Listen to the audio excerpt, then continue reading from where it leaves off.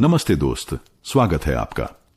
आज की रात हम एक बेहद सादगी भरी और दिल को छू लेने वाली कहानी सुनने जा रहे हैं, जिसका नाम है एक जोड़ी चप्पल। ये कहानी है उस पिता की जो खुद फटी चप्पल पहनकर अपने बेटे के सपनों के लिए हर साल एक नई उम्मीद खरीदता है, जिसकी चुप्पी में त्याग है और मुस्कान में तपस्या। जैसे जैसे आप इस कहानी में उतरते जाएंगे, नींद आपको हल्के हल्के छूने लगेगी और दिल को एक गहरा सुकून मिलेगा। अगर ऐसी मीठी नींद लाने वाली कहानियां आपको पसंद हैं तो चैनल को जरूर सब्सक्राइब कीजिए। यहां हर 2 दिन में एक नई कहानी आपको सुनाने आती है। तो बताइए, आप किस शहर से सुन रहे हैं और आपकी घड़ी में इस वक्त क्या समय हो रहा है? अब रोशनी धीमी कर लीजिए, पंखे की हल्की आवाज सुनिए और आंखें बंद कर लीजिए, क्योंकि अब हम चल पड़े हैं उस पगडंडी की ओर जहां एक जोड़ी चप्पल ने पूरे एक जीवन की कहानी बुंदी थी। बारिश की पहली फुहार जब सूखी मिट्टी से टकराई तो खेतों से सौंधी सौंधी खुशबू उठी। रामू किसान ने आसमान की ओर देखा। आंखों में नमी थी पर मुंह पर मुस्कान। ये नमी आसमान से उतरी थी या उसके भीतर से, ये कहना मुश्किल था। उसके पैरों में चप्पल नहीं थी, बस फटे पुराने रबर के टुकड़े थे जिन्हें रस्सियों से बांधा गया था। हर साल बरसात आती और हर साल रामू की चप्पल टूट जाती, पर इस बार बात कुछ और थी। बेटा 10वीं में आ गया था और शहर के स्कूल में पढ़ना चाहता था। बीवी सरस्वती खाना बना रही थी, मक्के की रोटी और नमक की चटनी। बोल पड़ी, कुछ बचा नहीं घर में, कल हाट जाना पड़ेगा। रामू ने चुपचाप सिर हिलाया, पर उसके मन में कुछ और ही चल रहा था। उसके पास बस 300 रुपए बचे थे। या तो बेटे के स्कूल की किताबें आती या फिर वह खुद को एक नई चप्पल दिला पाता।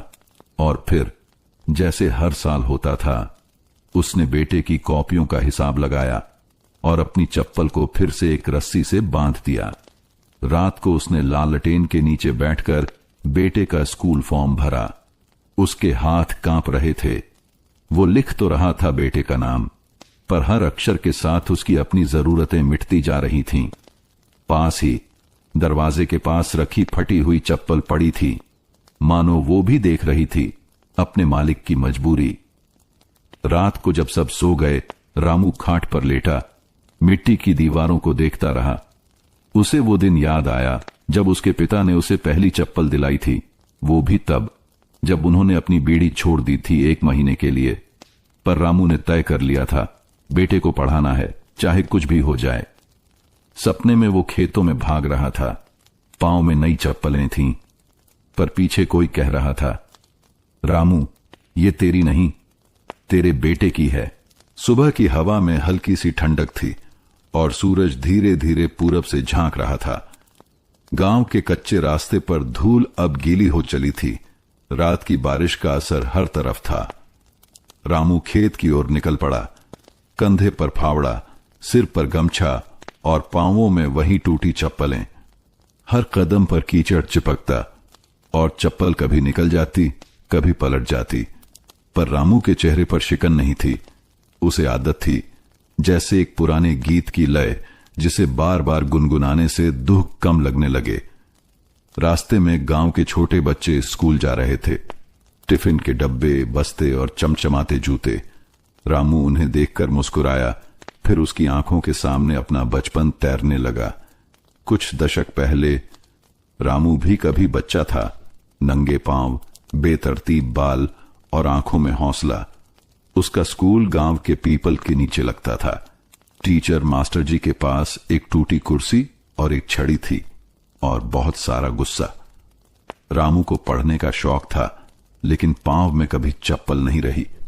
बरसात में पांव कीचड़ से भर जाते, गर्मियों में जमीन तवे जैसी जलती, पर वह कभी रुका नहीं। एक दिन मास्टर जी ने पूछा, रामू, तू हर दिन नंगे पांव क्यों आता है? रामू ने सिर झुका लिया, फिर बोला, चप्पल है नहीं। बाबूजी कहते हैं अभी खेत में बीज डालने को पैसे नहीं हैं, चप्पल बाद में। मास्टर जी कुछ देर तक चुप रहे, फिर धीरे से बोले, चप्पल तो बाद में भी आ जाएगी, पर पढ़ाई छूट गई तो फिर कभी नहीं आएगी। उसी शाम को रामू खेत पर गया और अपने पिताजी से पूछा, बाबूजी, आप मुझे चप्पल कब दिलवाओगे? बाबूजी ने हल चलाते हुए सिर उठाया, पसीना पोंछा और कहा, जब तू पढ़ लिख कर बड़ा आदमी बनेगा ना, तब अपने बेटे को रोज नई चप्पल दिलवाना। मैं तो तुझे बस रास्ता दिखा सकता हूं। रामू को वो बात अंदर तक छू गई थी। उस दिन उसने तय किया था, चाहे पांव में कांटे चुभें या धूप जले, वह चलेगा, रुकेगा नहीं। वर्तमान में लौटते हैं। खेत में पहुंचकर रामू ने फावड़ा मिट्टी में उतारा। पानी भरा हुआ था। खेत की मिट्टी भुरभुरी हो गई थी। बुआई का समय आ चुका था, पर रामू के पांव फिर कीचड़ में धंस गए। उसने चप्पल को निकालने की कोशिश की, पर वह रस्सी से पूरी तरह उधड़ चुकी थी। वह एक तरफ बैठ गया, फावड़े को जमीन में गाड़कर थम लिया और अचानक उसकी आंखों में आंसू आ गए। ये वही खेत था जिसमें उसने अपने पिता के साथ काम करना शुरू किया था। आज वो पिता नहीं थे, पर उन्हीं के अधूरे सपनों को रामू अपने बेटे में पूरा होते देखना चाहता था। रामू के मन में विचार आया, क्या वो शहर जाकर किसी दुकान से काम कर सकता है? क्या खेत बेचकर बेटे को पढ़ा सकता है? पर तभी उसे अपने बाप का चेहरा याद आया, मिट्टी से सना पर गर्व से भरा। रामू उठ खड़ा हुआ। उसने टूटी चप्पल को निकाल फेंका और नंगे पांव खेत में उतर गया। मिट्टी ही मेरी चप्पल है, वह बुदबुदाया, और ये जमीन ही मेरी अस्मिता। शाम को घर लौटते समय रास्ते में फिर से वही बच्चे दिखे जिनके पांवों में सजे थे ब्रांडेड जूते। उनके मुंह से निकला, रामू काका, आपकी चप्पल फिर टूट गई। रामू मुस्कुराया, हां बेटा, चप्पल टूट गई, पर हिम्मत नहीं। बच्चे हंसते हुए आगे बढ़ गए, पर रामू का उत्तर उनके कानों में देर तक गूंजता रहा। घर पहुंचते ही बेटे ने कहा, अब्बा, आपकी चप्पल कहां है? रामू ने हंसते हुए जवाब दिया, उसे आराम दे दिया, अब कुछ दिन पांव को काम करना है। बेटा चुप हो गया। उसने पहली बार अपने पिता के पांवों की दरारें देखीं। वो दरारें मिट्टी की नहीं थीं, वो त्याग, संघर्ष और प्रेम से बनी थीं। गांव में मेला लगने वाला था। हर साल की तरह सावन के तीसरे सोमवार को मंदिर के पास वाला मैदान रंग बिरंगे झूलों, खिलौनों, मिठाइयों और दुकानों से भर जाता था। बच्चों में उत्साह था, युवाओं में उमंग और बुजुर्गों में पुरानी यादों की महक। रामू के घर में भी हलचल थी। बेटा, रवि ने अपने दोस्तों से पहले ही तय कर लिया था कि वे सभी एक साथ मेले में जाएंगे। सरस्वती, रामू की पत्नी, मिट्टी के चूल्हे पर पूरियां तल रही थी। रवि दौड़ता हुआ अंदर आया। अम्मा, मेरे दोस्त कह रहे हैं सब नए कपड़े पहनकर आएंगे। मेरी कमीज तो छोटी हो गई है। सरस्वती ने एक पल को झिझक कर रामू की ओर देखा। रामू खेत से लौटा ही था, पसीने से भीगा हुआ, हाथों में फावड़ा और चेहरे पर थकान। रवि ने सीधे पिता से कहा, अब्बा, इस बार मेला घूमने चलेंगे ना? और क्या मेरे लिए एक नई चप्पल मिल सकती है? रामू ने कुछ नहीं कहा। उसने फावड़ा कोने में टिकाया और एक पुरानी लकड़ी की बेंच पर बैठ गया। उसकी आंखें बेटे की आंखों में झांक रही थीं, जिनमें सिर्फ एक मासूम ख्वाहिश थी। रात का दृश्य खाना हो चुका था।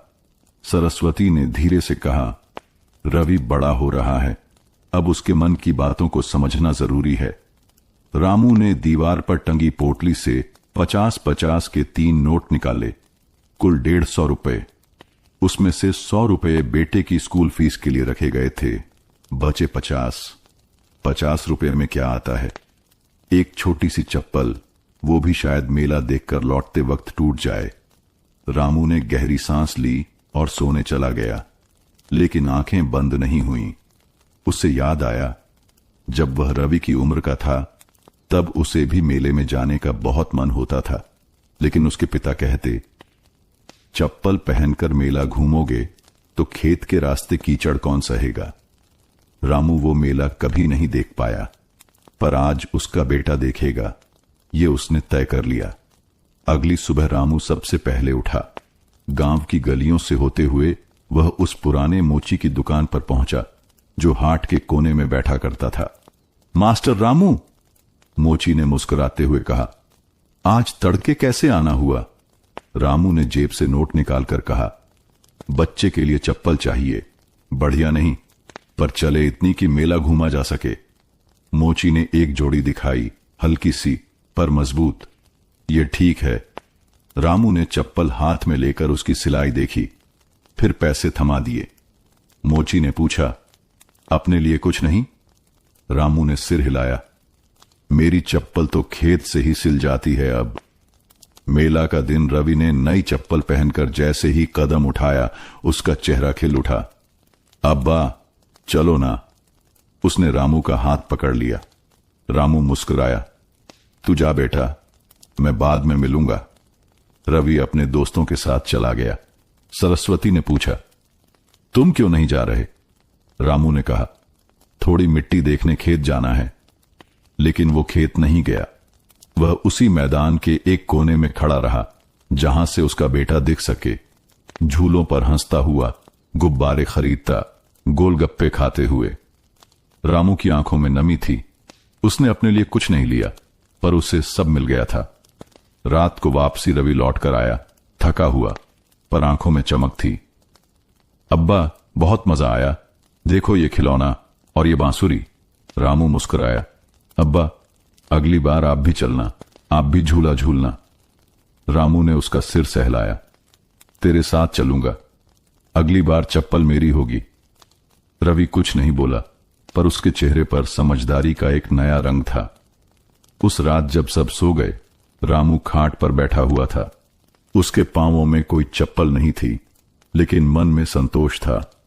कभी कभी एक पिता अपनी जरूरतें छोड़ देता है ताकि उसका बेटा जीवन की दौड़ में बिना रुके चल सके। और रामू जानता था, उसने फिर से एक सपना बोया है जो समय के साथ फलेगा। बरसात के बाद खेतों में हरियाली लौट आई थी, लेकिन रामू के चेहरे पर वही पुरानी थकान थी। जैसे बारिश मिट्टी को तो धो सकती है, पर किसान की चिंता नहीं। गांव में चर्चा थी, रामू की बड़ी बेटी गीता अब ब्याहने लायक हो गई है। गठीली कदकाठी, सीधी सादी लड़की, जिसने घर के सारे काम मां से पहले सीख लिए थे। सरस्वती को चिंता थी। वो हर सुबह रामू से कहती, अब गीता के लिए भी कुछ सोचना पड़ेगा, उम्र बढ़ रही है। रामू बस सिर हिला देता। उसे पता था, सोचना सबसे आसान है और कर पाना सबसे कठिन।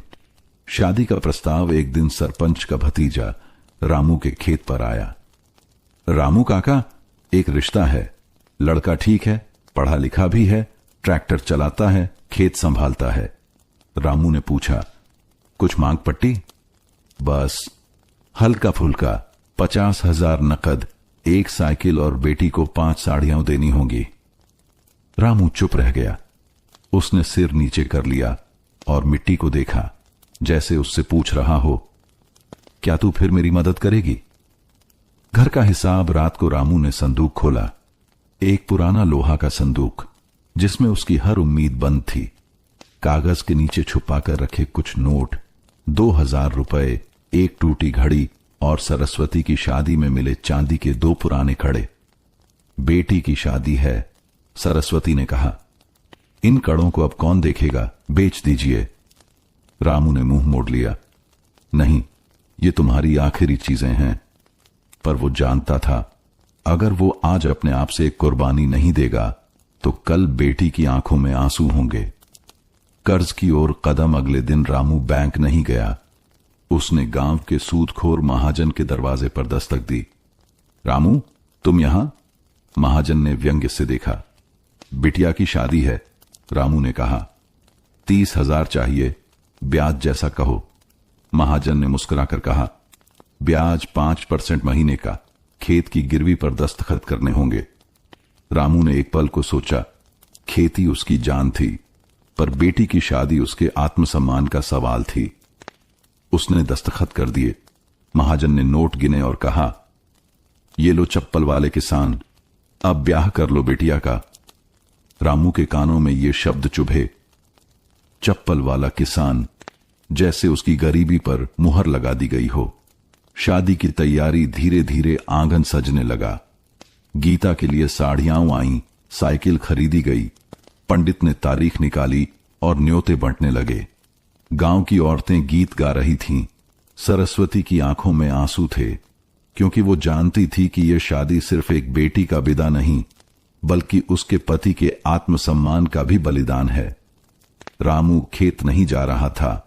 उसका पूरा दिन रिश्तेदारों, खरीदारी और इंतजाम में कट रहा था, लेकिन उसके पांव वहीं थे, बिना चप्पल, मिट्टी से सने हुए।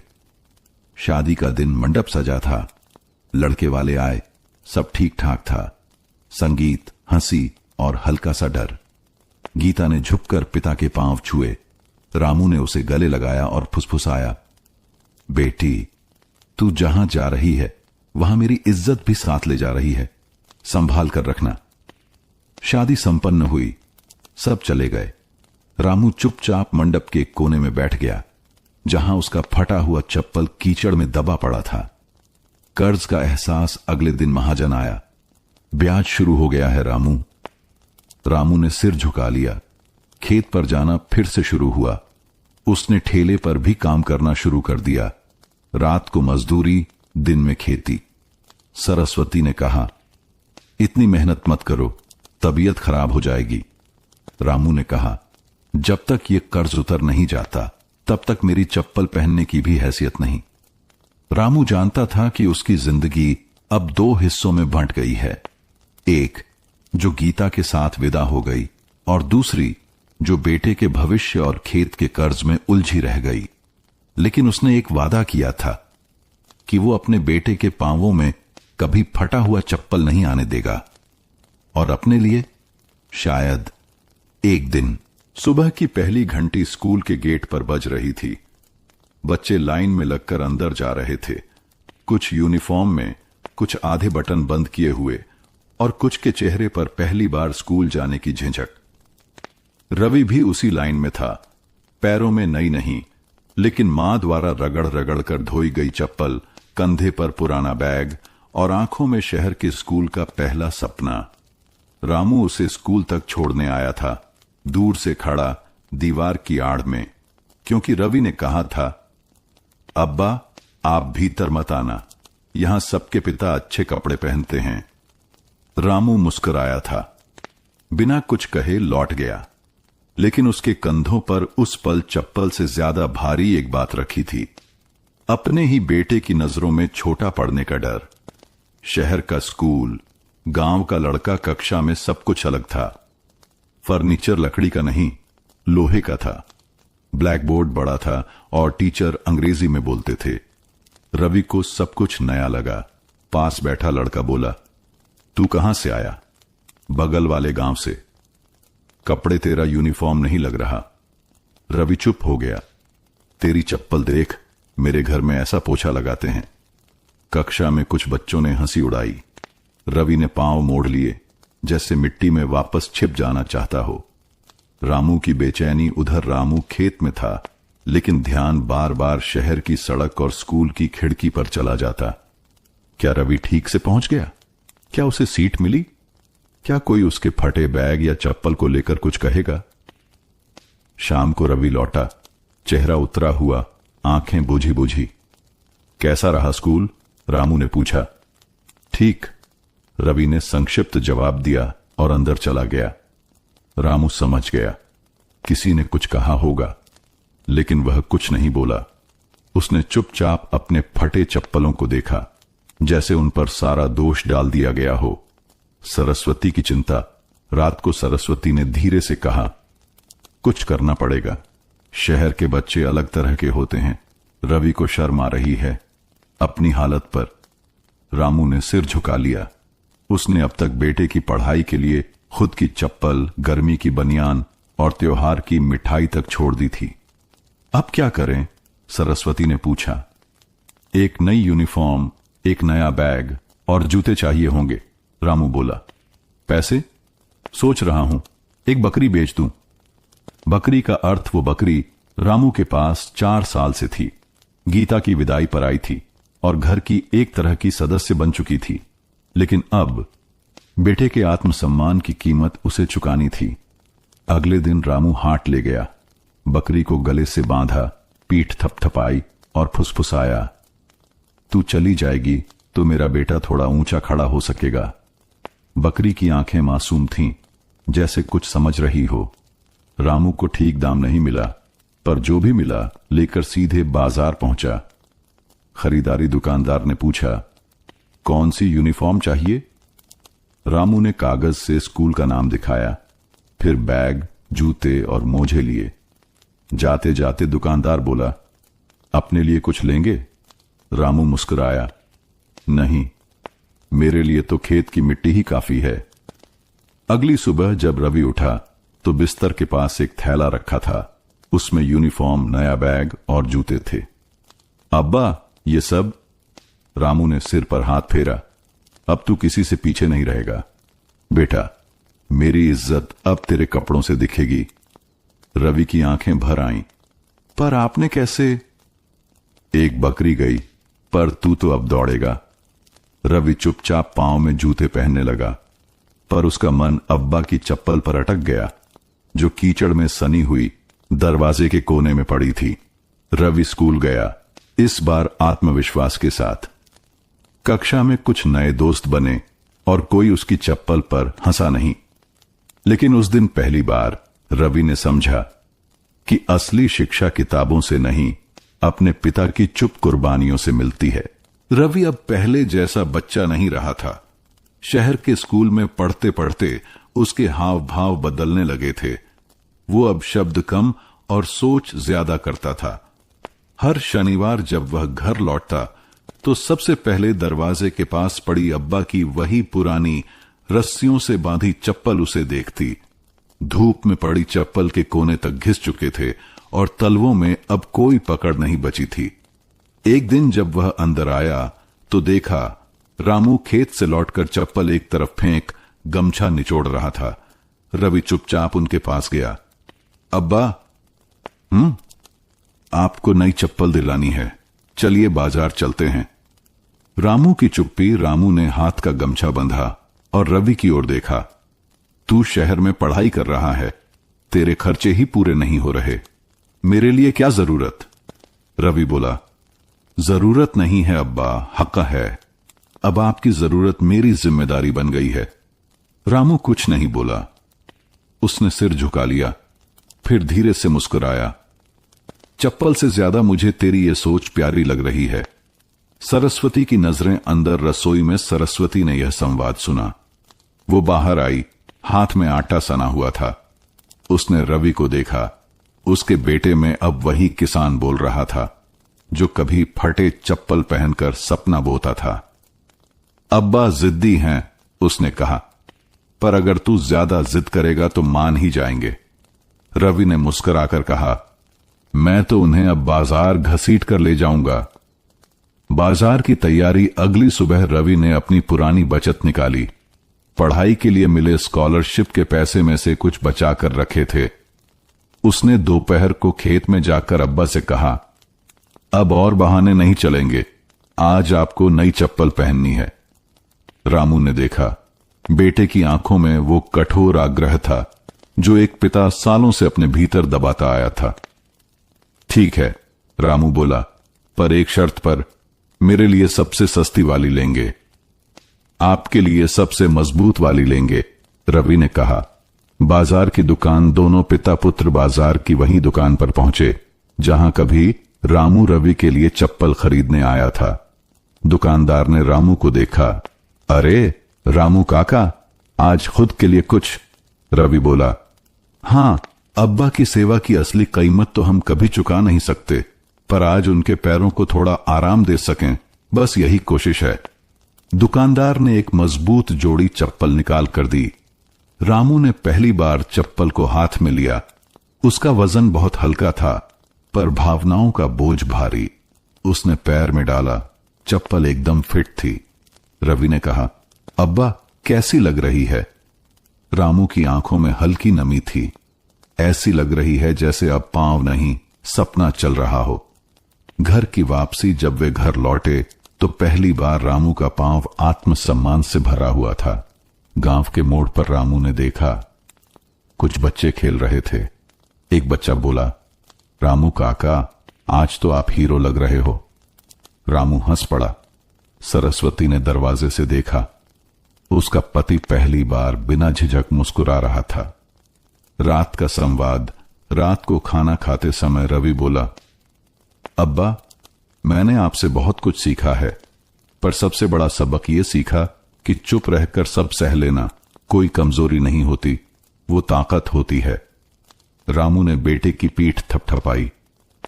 और मैंने सीखा कि जब बेटा अपने बाप की चप्पल की तरफ देखे तो समझो उसने दुनिया की असली कीमत जान ली है। उस रात चप्पल दरवाजे के पास नहीं, आंगन के ठीक बीच में रखी थी, नई, चमकदार और मजबूत।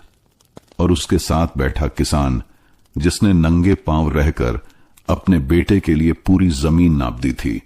अब उसका बेटा उसके पांव के नीचे धरती की तरह था, संभालने वाला, थामने वाला। गांव की सुबह आज कुछ अलग थी। डाकिये ने आकर रामू को एक लिफाफा दिया, सरकारी मुहर वाला मोटा लिफाफा। रामू ने चश्मा पोंछा, धीरे से खोलकर पढ़ा, सम्मान समारोह हेतु आमंत्रण, स्थान जिला पंचायत भवन, कारण आदर्श पिता सम्मान, ग्रामीण क्षेत्र में शिक्षा के लिए किया गया व्यक्तिगत योगदान। रामू ने कुछ पल तक कागज को देखा, जैसे उसे समझने में समय लग रहा हो कि यह सम्मान उसके लिए है, एक चप्पल वाले किसान के लिए। गांव में चर्चा जब यह खबर फैली तो गांव में गूंज उठी, रामू काका को सम्मान मिल रहा है। कहते हैं बेटे को पढ़ाने के लिए सब कुछ बेच दिया, एक जोड़ी चप्पल तक नहीं खरीदी सालों तक। कुछ गर्व से बोले, कुछ जलन से, पर रामू चुप था। उसकी खामोशी अब उसका आभूषण बन गई थी। रवि की उलझन। रवि ने पत्र पढ़ा और उत्साहित हो गया, अब्बा, यह बहुत बड़ा सम्मान है, आपको मंच पर बुलाया जाएगा, भाषण देना होगा और आप एक नए कुर्ता पायजामा में शानदार लगेंगे। रामू धीरे से बोला, कपड़े तो ठीक है बेटा, पर चप्पल कौन सी पहनूं? रवि हंस पड़ा, नई वाली। रामू ने सिर हिलाया, नहीं, मंच पर ले जाऊंगा वो जो सालों तक मेरे पांवों से बंधी रही, वो जो फटी सही, लेकिन मेरा आत्मसम्मान कभी नहीं फटा उसमें। तैयारी। रामू ने पहली बार दर्पण के सामने खड़ा होकर कपड़े पहने। सरस्वती ने कोने से झांक कर देखा। उसका पति किसी नेता से कम नहीं लग रहा था, पर दरवाजे के पास रखी पुरानी चप्पलें जो अब रिटायर हो चुकी थीं, रामू ने उन्हें झाड़ा, धोया और एक थैले में रखा। रवि बोला, अब्बा, मंच पर ये क्यों? रामू बोला, कभी कभी सम्मान कपड़े से नहीं, उस रास्ते से झलकता है जिस पर तुम नंगे पांव चले हो। सम्मान समारोह जिला पंचायत भवन में भीड़ थी, कई अधिकारी, पत्रकार, समाज सेवी। रामू का नाम पुकारा गया। श्री राम प्रसाद, जिनकी चप्पलें घिसती गईं, पर बेटे का भविष्य चमकता गया। तालियां गूंज उठीं। रामू मंच पर पहुंचा। हाथ में वो थैला था जिसमें उसकी पुरानी चप्पलें थीं। भाषण के लिए माइक सामने रखा गया। रामू का भाषण सीधा दिल से। मित्रों, मुझसे पहले भी कई लोगों को सम्मान मिला होगा, पर शायद किसी को ऐसी चप्पल ने मंच तक पहुंचाया होगा। थैला खोलकर फटी चप्पल बाहर निकाली। ये देखिए, ये मेरी कहानी है। इनमें चलकर मैंने खेत जुताए, बेटी की शादी की और बेटे को स्कूल भेजा। जब ये फटती थीं, मैं सोचता था, ठीक है, बशर्ते बेटे का भविष्य न फटे। मेरे पास पैसा नहीं था, पर सपना था। मैं जानता था कि मेरे पास सिर्फ एक जोड़ी चप्पल है, पर उस जोड़ी में भी मैंने बेटे के लिए 2 रास्ते बनाए। आज मैं कह सकता हूं, गरीब हूं, पर हारा नहीं, क्योंकि मेरी मेहनत की यह चप्पल आज मेरे बेटे को इस समाज में ऊंचा खड़ा कर रही है। धन्यवाद। तालियों की गूंज। पूरा हॉल तालियों से गूंज उठा। कुछ लोग रो रहे थे, कुछ खड़े होकर सलाम कर रहे थे। रामू ने थैला फिर से उठाया, पर इस बार वो भारी नहीं था, वो अब सम्मान से भरा हुआ था। अखबार की हेडलाइन अगले दिन के अखबारों में था, रामू किसान की फटी चप्पल बनी प्रेरणा, आदर्श पिता सम्मान से नवाजा गया। रामू ने रवि को अखबार दिखाया। रवि ने कहा, अब्बा, आपने मेरी जिंदगी नहीं बदली, आपने तो मेरे सोचने का तरीका ही बदल दिया। उस दिन पहली बार गांव की गलियों में रामू बिना झिझक चला। लोगों ने उसे नायक की तरह देखा, वो नायक जिसने कोई तलवार नहीं चलाई, बस चप्पल पहने पहने इतिहास रच दिया। समारोह के बाद कुछ दिनों तक रामू चर्चा में रहा। गांव का वह किसान जो कभी चुपचाप खेतों में झुककर काम करता था, अब अखबारों में छप चुका था। रवि के स्कूल में भी टीचरों ने उसे सराहा, तुम्हारे अब्बा तो मिसाल हैं बेटा। रवि मुस्कुरा देता, पर भीतर से कहीं एक बात चुभती, क्या इतने सालों तक उनके जैसे लाखों किसान सम्मान के लायक नहीं थे, सिर्फ इसलिए क्योंकि उनके पास चप्पल नहीं थी। सरकारी योजना की चिट्ठी कुछ दिन बाद एक और चिट्ठी आई, इस बार तहसील से। आपको राज्य सरकार की किसान आदर्श योजना के तहत 825,000 की अनुदान राशि दी जा रही है। कृपया तहसील कार्यालय में आकर आवश्यक दस्तावेज व हस्ताक्षर पूर्ण करें। रामू को यह देखकर आश्चर्य हुआ, इतने पैसे, वो भी मुफ्त में? सरस्वती ने कहा, यह तुम्हारी मेहनत का इनाम है। रवि ने कहा, अब्बा, इन पैसों से आप अपनी जमीन में बोरवेल करवा सकते हैं। रामू ने सिर हिलाया, हां, अब खेत को भी पानी मिलना चाहिए, जैसे हमें सम्मान मिला। तहसील कार्यालय का दिन रामू साफ कपड़े पहनकर तहसील पहुंचा। भीड़ थी, कुछ अधिकारी कुर्सी पर थे, कुछ फाइलें उलट पलट रहे थे। रामू ने पर्ची दिखाई। क्लर्क ने कहा, ठीक है, लाइन में बैठिए, बुलाएंगे। रामू चुपचाप बैठ गया। घंटे बीते, धूप सरकती रही। अंततः उसे एक छोटे से कमरे में बुलाया गया। सम्मान या शर्त?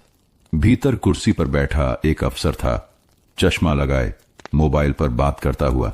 रामू ने प्रणाम किया। सर, मैं रामप्रसाद, अनुदान के लिए। अफसर ने बिना देखे कहा, हां, नाम सुना है, किसान है ना आप? तो ये फॉर्म पर अंगूठा लगाइए। रामू ने फॉर्म देखा, 2 पन्ने भरे हुए थे। उसने पूछा, सर, पढ़ लूं पहले? अफसर ने नाक भौं सिकोड़ते हुए कहा, इतना पढ़ोगे तो खेती कब करोगे रामू जी? सरकार ने दे दिया, लो चुपचाप, यहां हर किसान यही करता है। रामू चुप रहा। उसने पेन उठाया, पर फिर पूछा, इसमें लिखा है कि पैसा उधार की तरह लिया जा रहा है। अफसर झल्लाया, अरे भाई, ये तो सिर्फ सरकारी भाषा है, कोई कर्जा नहीं है, बस औपचारिकता है। तुम जैसे लोगों को हम मुफ्त में इतना दे ही रहे हैं, बहुत है। रामू के मन में कुछ टूटने लगा। फिर पूछा, अगर मैं हस्ताक्षर न करूं तो? अफसर हंस पड़ा, तो मत कीजिए, तब आप एक ऐसे किसान कहलाएंगे जो सरकार के भरोसे लायक भी नहीं। मौन विद्रोह। रामू ने चुपचाप फॉर्म को देखा, फिर पेन नीचे रखा। सर, आप कहते हैं कि मैं चप्पल पहनने लायक नहीं था, तो अब कागज पढ़ने लायक भी नहीं हूं? माफ कीजिए, पैसा बाद में, पर आत्मसम्मान अभी चाहिए। और वो उठकर बाहर चला गया। गांव वापसी रवि दौड़ता हुआ आया। अब्बा, पैसे मिले? रामू ने मुस्कुराकर कहा, नहीं बेटा, अभी नहीं, कागज पर मेरी इज्जत गिरवी रखनी थी, मैंने इनकार कर दिया। सरस्वती सुनकर चुप हो गई। रवि कुछ देर तक देखता रहा, फिर बोला, आप सही कर रहे हैं अब्बा, ये खेत बिना अनुदान के भी हर साल उगते हैं, लेकिन अगर आत्मसम्मान ही मर जाए तो रोटी भी कड़वी लगती है। कुछ दिन बाद अखबार में एक छोटी सी खबर छपी, रामप्रसाद, जिन्होंने सरकारी अनुदान लेने से इनकार किया, बोले, मुझे चप्पल चाहिए, आत्मा नहीं बेचनी। गांव में लोग यह पढ़कर बोले, रामू तो अब बड़ा आदमी हो गया है, सच कहने की हिम्मत है उसमें। रामू फिर से अपने खेत पर था, नंगे पांव नहीं, नई चप्पल में, लेकिन वही पुरानी मिट्टी के बीच। कभी कभी कीमत पैसों की नहीं होती, सम्मान की होती है। और रामू जानता था, अगर एक पिता अपने बेटे को आत्मसम्मान नहीं दे सका तो उसने उसे कुछ नहीं दिया। चप्पल पहनना जरूरी है, पर सिर झुकाकर नहीं। सालों की मेहनत के बाद रवि की पढ़ाई अब अंतिम मोड़ पर थी। कॉलेज में प्लेसमेंट का दौर शुरू हो चुका था। हर छात्र की तरह रवि भी बेचैन था, पर उसका बोझ बाकी छात्रों से अलग था। बाकी के लिए नौकरी एक विकल्प थी, रवि के लिए वो पिता की मेहनत का उत्तर था। परीक्षा के दिन इंटरव्यू से एक दिन पहले रवि ने पिता के फटे थैले में रखी अपनी फाइल निकाली। आज वो फाइल भी नई लग रही थी, क्योंकि उस पर रामू के पसीने की गंध थी और मां के हाथों की सिलवटें। रामू ने कहा, बेटा तुझे डर लग रहा है? रवि मुस्कुराया, हां अब्बा, पर उतना नहीं जितना आपको उस दिन लगा होगा जब आपने मेरी स्कूल फीस देने के लिए बकरी बेची थी। रामू चुप रह गया। उसके कंधे पर जैसे कोई अदृश्य हाथ रखकर कह रहा हो, अब तू अकेला नहीं है। नौकरी का समाचार 3 दिन बाद शाम को रवि दौड़ता हुआ घर आया। अब्बा, लग गया, नौकरी लग गई मेरी। रामू खाट पर बैठा था। उसने एक पल को आंखें बंद की, फिर पूछा, कहां? दिल्ली में, एक अच्छी कंपनी में। पगार भी अच्छी है अब्बा, हर महीने 45,000। सरस्वती आंगन से भागती हुई आई। उसके हाथ आटे से सने थे, पर चेहरे पर चमक थी। रामू ने धीरे से कहा, आज पहली बार लग रहा है जैसे खेत में लगाया बीज फल बनकर लौट आया है। पहली तनख्वाह का दिन। रवि ने पहला वेतन पाते ही 2 काम किए। पहला, घर फोन किया। दूसरा, ट्रेन का रिजर्वेशन करवाया। 1 हफ्ते बाद वो गांव पहुंचा, साथ में एक छोटा सा बैग और एक बड़ा पैकेट। रामू ने दरवाजे पर देखकर कहा, इतनी जल्दी लौट आया? रवि ने हंसकर कहा, हां, क्योंकि कुछ चीजें समय पर लौटाना जरूरी होती हैं। तोहफा रात को खाने के बाद रवि ने वो पैकेट निकाला। अब्बा, ये आपके लिए है। रामू ने खोलकर देखा, एक बेहद मजबूत चमचमाती हुई चमड़े की चप्पल। बिल्कुल वैसी नहीं जैसी उसने कभी देखी थी। ये तो जैसे सम्मान की आवाज थी।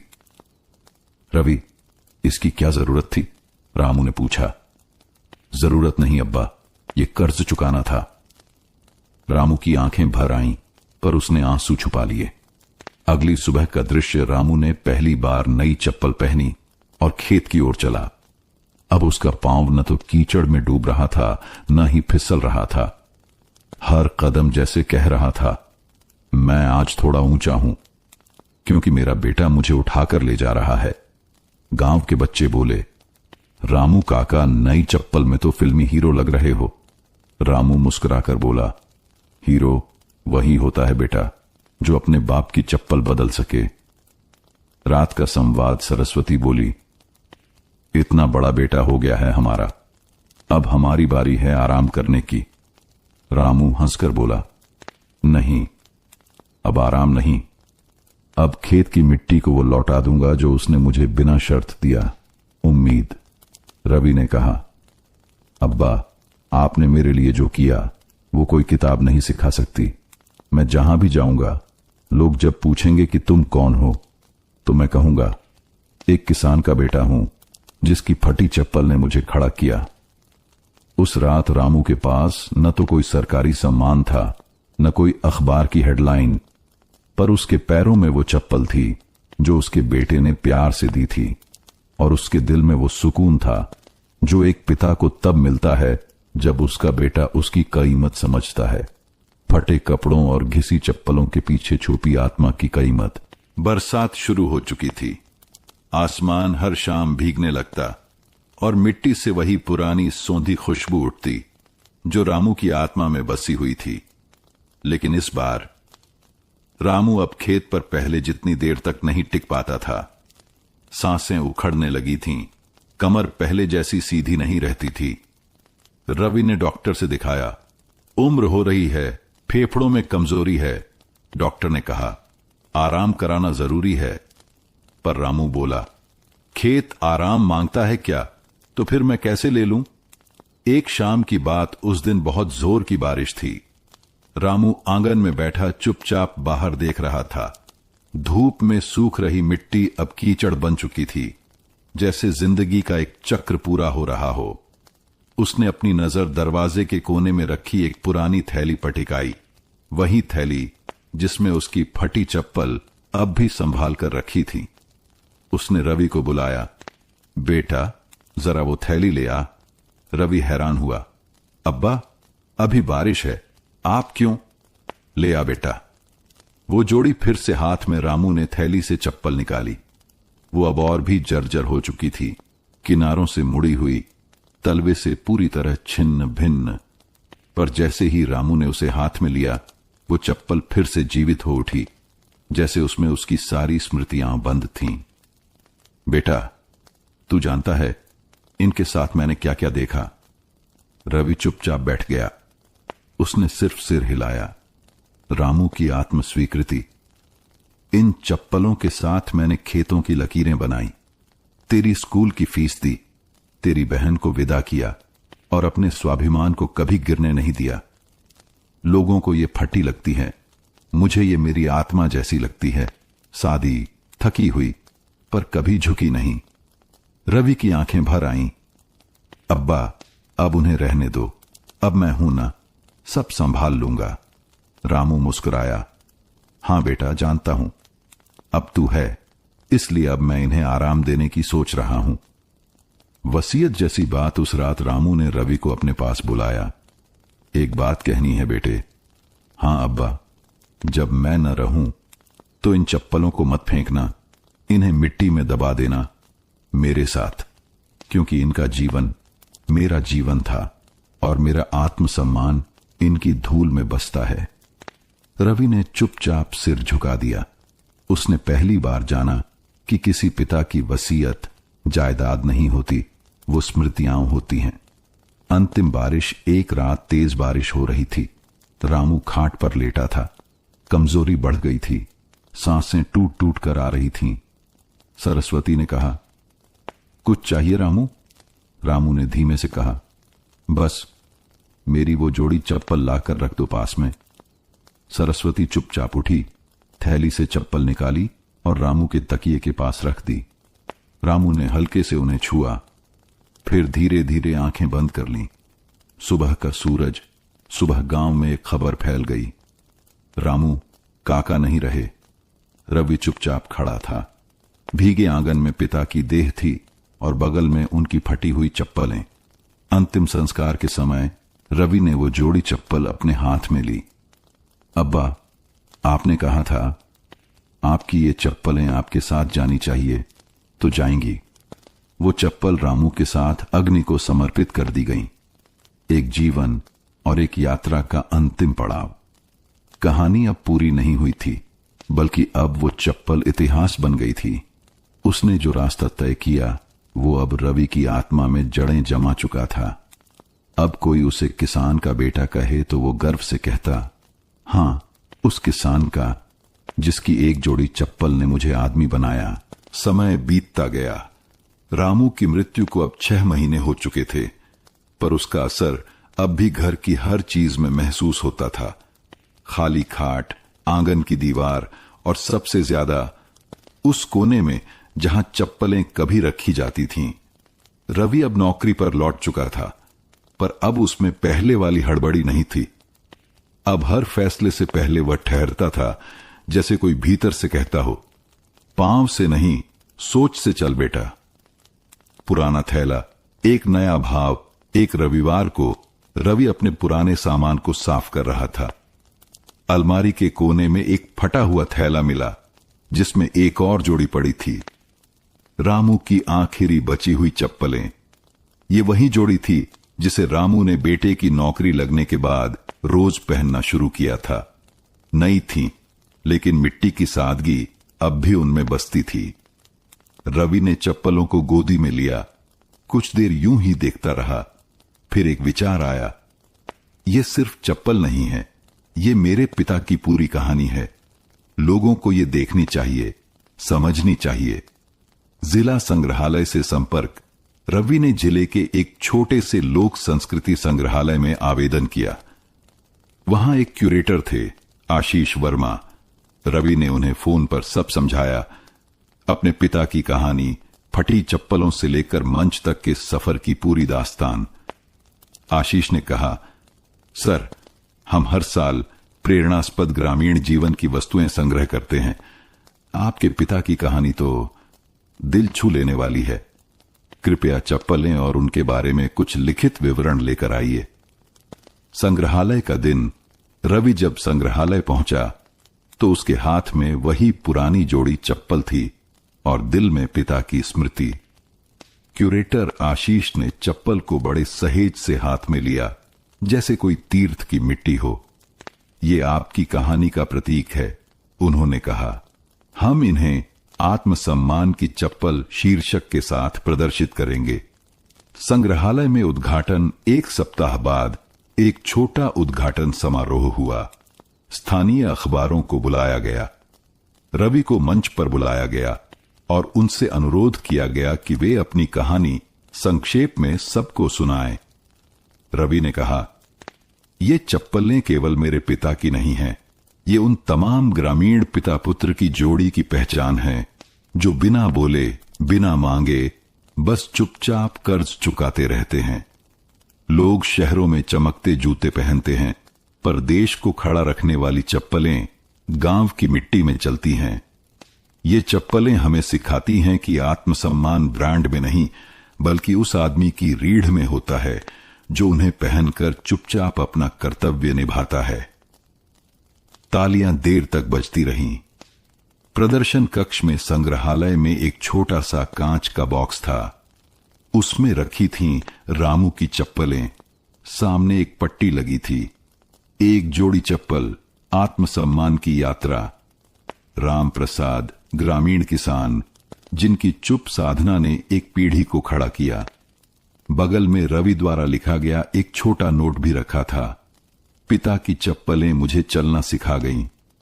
अब मैं उन्हें वहां रख रहा हूं जहां आने वाले बच्चे उन्हें देख सकें और यह समझ सकें कि आत्मसम्मान कभी फैशन से नहीं, भावना से बनता है।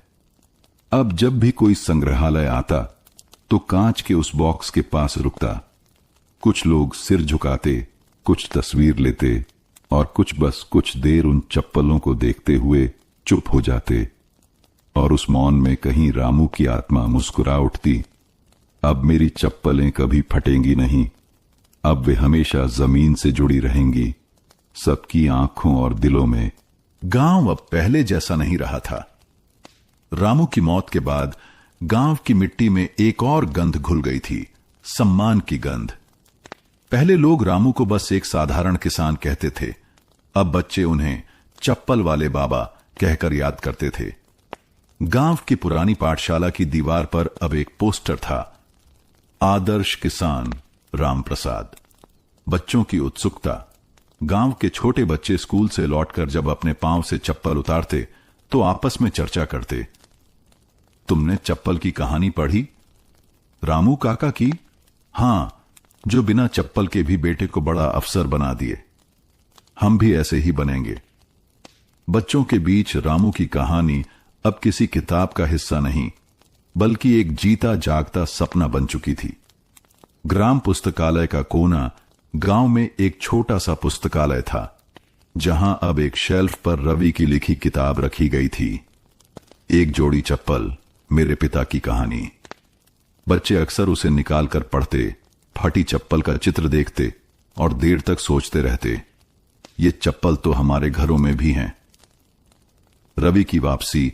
रवि हर महीने एक बार गांव आता था, लेकिन इस बार वो विशेष अवसर पर आया था।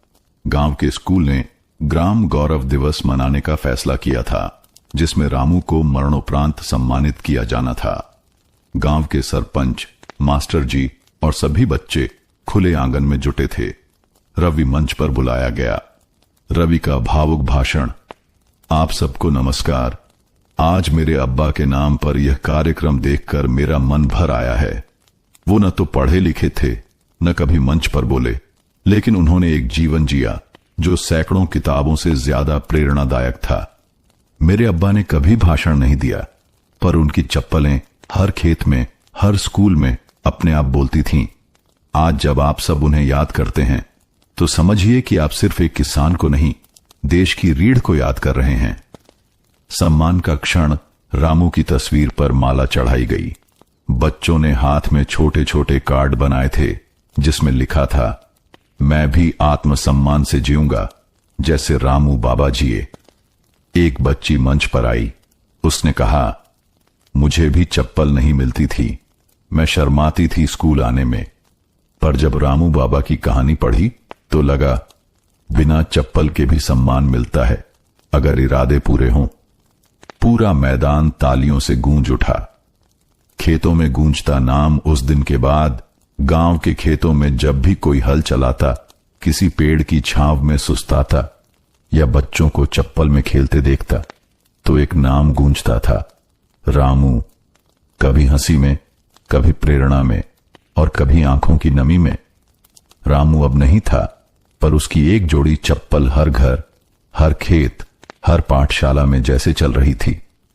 वो चप्पलें अब सिर्फ वस्तु नहीं थीं, वो एक विचार थीं कि सम्मान न तो दौलत से आता है, न ऊंची आवाज से, बल्कि सच्चाई से चलने वाले पांवों से आता है।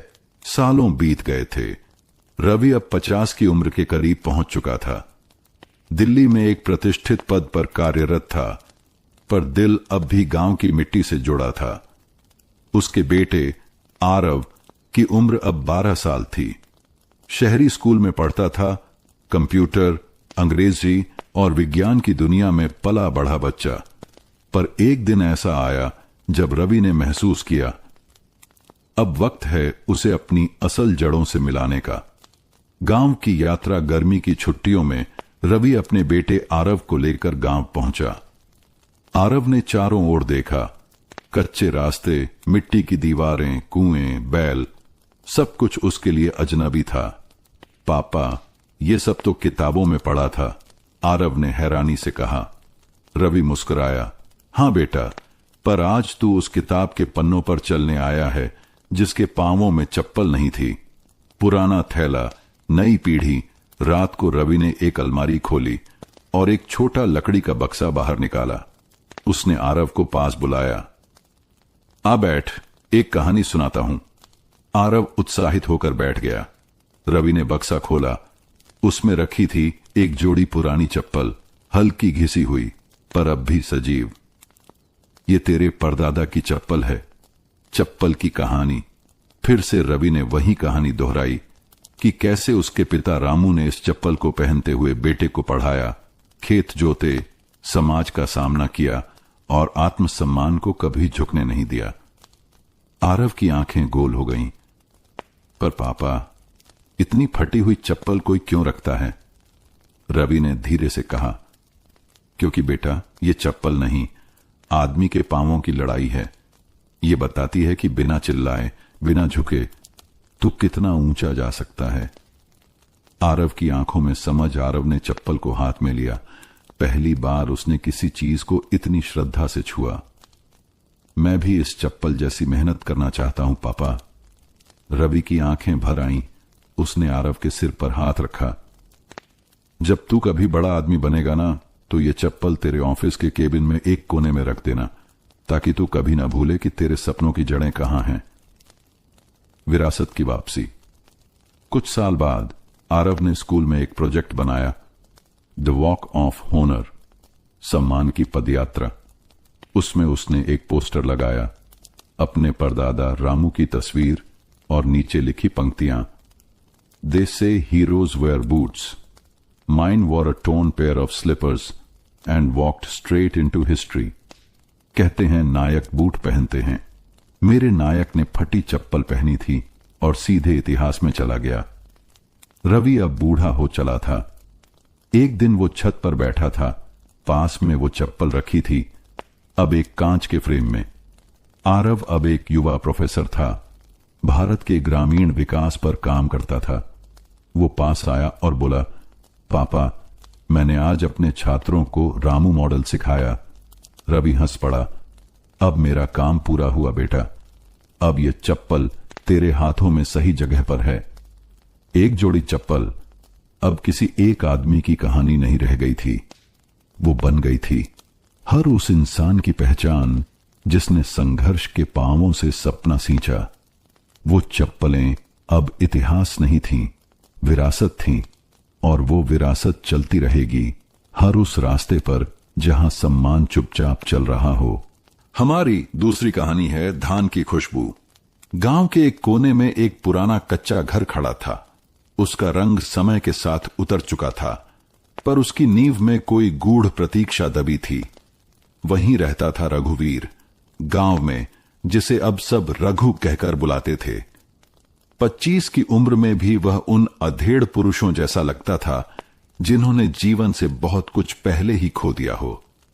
उसका रंग सांवला था, चेहरा लंबा, और आंखों में कुछ ऐसा थमा हुआ जो कभी कभी धान की पकी बाली की तरह झुक जाता था। रघु का घर एकदम शांत था। दीवारों पर कभी पारों के हाथों चिपकाए गए फूलों के चित्र अब फीके पड़ चुके थे। चूल्हा ठंडा था। बर्तन लंबे समय से वैसे ही रखे थे जैसे कोई अचानक उठकर चला गया हो। और दरवाजा, वह कभी बंद नहीं होता, रात में भी नहीं। एक समय था जब इसी घर से हंसी की आवाजें आती थीं। पारो, उसकी पत्नी, पूरे घर में ऐसे घूमती थी जैसे मोर बारिश में नाचे। रघु चुप रहता, पर जब पारो बोलती तो लगता जैसे किसी बंजर खेत में पहली बार पानी गिरा हो। शादी के 2 साल बाद वो बिना कुछ कहे चली गई। बस एक सुबह नहीं थी। किसी को नहीं पता था कि वो कहां गई। कुछ ने कहा शहर चली गई होगी काम की तलाश में। किसी ने कान में फुसफुसाया शायद किसी और के साथ गई है।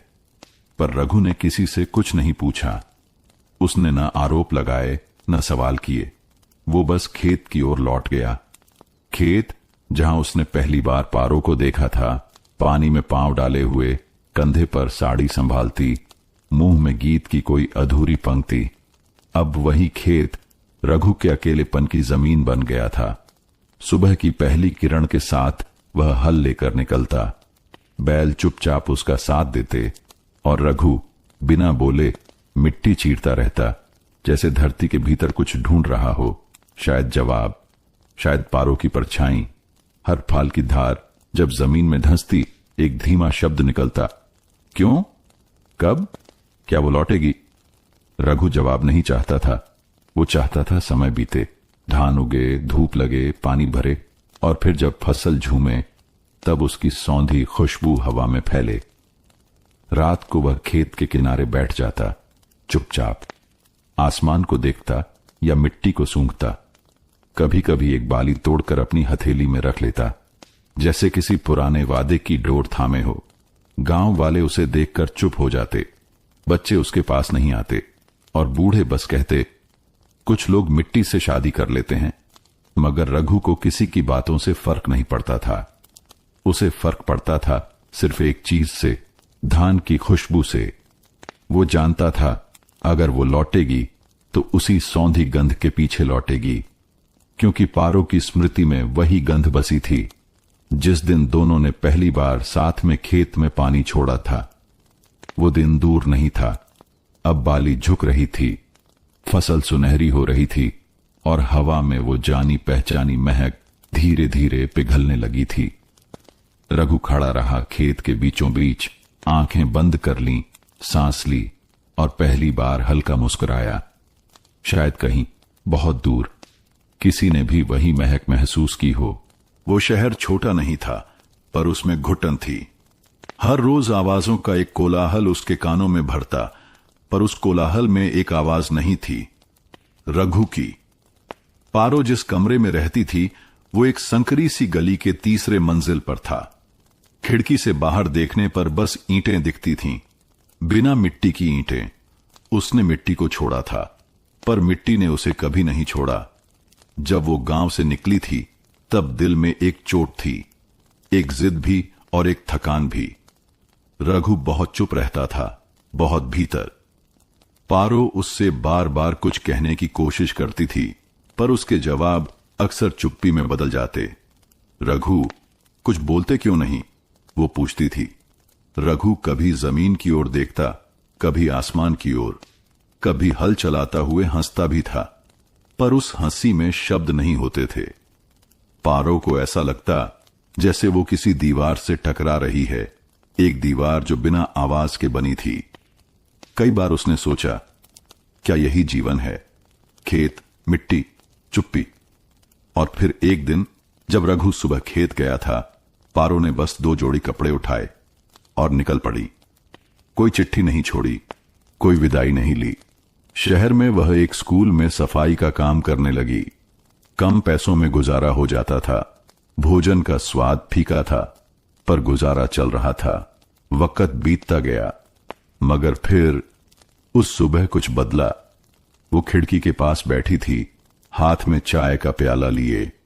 पास की गली में कोई मछली बेचने वाला चिल्लाया, पर उस आवाज से पहले जो चीज आई वो थी सुगंध, एक जानी पहचानी महक, भीगे खेतों की पकी हुई धान की सौंधी मिट्टी की।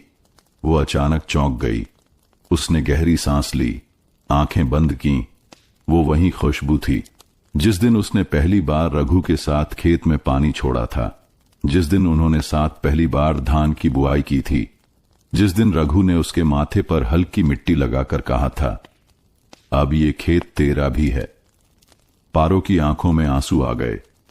वो उठी, अलमारी खोली, एक पुरानी साड़ी निकाली जिसमें धान के दानों की गंध अब भी कहीं छिपी थी। उसे नहीं पता था कि रघु उसे स्वीकार करेगा या नहीं, उसे माफ करेगा या नहीं, कुछ कहेगा भी या नहीं। पर अब वो रुक नहीं सकती थी। शहर से गांव की बस तक का रास्ता लंबा था, पर उससे लंबा था वो रास्ता जो मन ने तय किया था। जब बस के पहिए गांव की पगडंडी से गुजरे, तब खिड़की से बाहर झांकते हुए पारो ने देखा, धान की बालियां झूम रही थीं, जैसे कोई उसका स्वागत कर रहा हो। वो मुस्कुराई नहीं, बस हाथ से अपनी साड़ी के पल्लू से आंखें पोंछी। उसे पता था रघु कुछ नहीं बोलेगा, पर धान की खुशबू, वो बहुत कुछ कह चुकी थी। गांव वैसा ही था, वैसी ही पगडंडियां, वही पोखर, वही पीपल का पेड़, जहां बच्चे दोपहर को खेलते थे और बूढ़े शाम को चुपचाप बैठे रहते थे। लेकिन गांव की हवा में उस दिन कुछ अलग था। धान की पकी हुई फसल की महक अब पूरे गांव में फैल चुकी थी। हर आंगन में भुने हुए चावल की महक, हर दीवार पर सीलन के साथ गूंथी हुई गंध, और उसी के बीच पारो का लौटना। बस से उतरी तो किसी ने नहीं पहचाना। वो अब वैसी नहीं दिखती थी। चेहरे पर थकान की लकीरें थीं, कपड़े साधारण थे, हाथ में एक छोटा सा थैला। पर जब वो पगडंडी से गुजरी तो कुछ पुराने दरवाजे आधे खुले। किसी आंगन से किसी ने धीरे से कहा, अरे लगता है पारो है। कोई पास नहीं आया। गांव में लौटने वाले लोगों से लोग थोड़ी दूरी बनाकर चलते हैं, जैसे किसी पुराने अधूरे रिश्ते की परछाई से डरते हों। पारो धीमे कदमों से अपने पुराने घर की ओर बढ़ी। रघु का घर सामने था, वैसा ही, बिना रंग का, बिना दरवाजे के। दरवाजा अब भी खुला था। खिड़की से अंदर झांका, चारपाई पर कोई नहीं था। चूल्हा बुझा पड़ा था। उसने कदम अंदर रखे, पांव से जैसे कोई स्मृति जागी। वो कोना जहां वो बैठकर रोटी बेलती थी, वो दीवार जहां कभी रंगोली बनाई थी, वो छोटा सा आईना जहां सुबह बिंदी लगाती थी। फिर एक आवाज आई, बहुत हल्की सी, जैसे कोई मिट्टी पर चल रहा हो। रघु पीछे से आया, कंधे पर कुदाल थी, चेहरा मिट्टी और पसीने से लथपथ, आंखें धूप से भरी। उसने पारो को देखा। पारो ने न कुछ कहा, न मुस्कुराई, बस चुपचाप उसके सामने खड़ी रही। रघु ने कुछ नहीं पूछा। उसके चेहरे पर न क्रोध था, न विस्मय, बस एक गहरा शांत मौन था। कुछ पल बीते, फिर उसने धीरे से कुदाल दीवार से टिकाई और घर के कोने से एक मिट्टी का लोटा उठाया। उसमें पानी भरा और पारो की ओर बढ़ाया। पानी पी ले, उसने कहा, सालों बाद पहला शब्द। पारो की आंखें भीग गईं। उसने लोटा लिया, 2 घूंट पिए, फिर बैठ गई वहीं चूल्हे के पास जहां कभी वो रोज बैठा करती थी। रघु कुछ नहीं बोला। वो जाकर खेत की ओर लौट गया। पर अब पारो को पता था कुछ कहने की जरूरत नहीं है। धान की खुशबू ने जो कहना था वो कह दिया था। सुबह की पहली किरण जब रघु के घर की दीवारों पर पड़ी तो धूप ने देखा, चूल्हे में फिर से राख हिली थी। पारो जल्दी उठ गई थी। वो ठीक उसी कोने में बैठी जहां पहले बैठती थी, जहां दीवार थोड़ी काली हो गई थी धुएं से और छत की लकड़ी अब भी पुराने दिनों की यादें थामे थीं। उसने आंगन से सूखी लकड़ियां बटोरी और धीरे धीरे चूल्हा जलाया। पहली चिंगारी फूटी तो चूल्हे की आंखों में वही चमक लौटी जो बरसों से बुझी हुई थी। पानी चढ़ा दिया गया था। धान की बाली से निकले चावल का पहला उबाल घर में फैला तो दीवारों ने सांस ली। बर्तन की खनक, लकड़ी की तड़क और पारो की धीमी चाल सब मिलकर उस घर की नब्ज में फिर से धड़कन लाने लगे। रघु हमेशा की तरह खेत पर था, पर आज कुछ बदला हुआ था।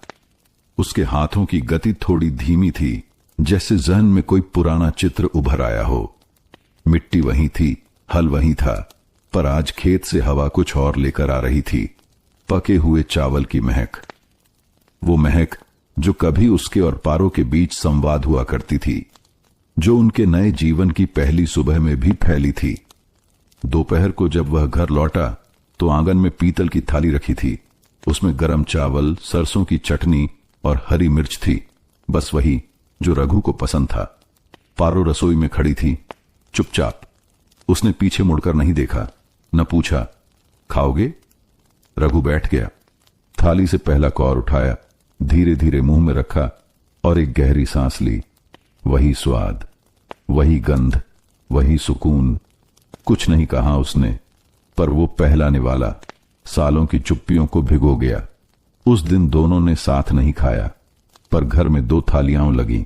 रात को जब रघु सोने गया तो पहली बार देखा चारपाई के पास एक लोटा पानी रखा था और खिड़की पर कीटों से बचाने के लिए पारो ने फिर से पुराना पर्दा टांग दिया था। कई साल बाद घर ने फिर से किसी के हाथों को महसूस किया था। रघु चुपचाप लेट गया।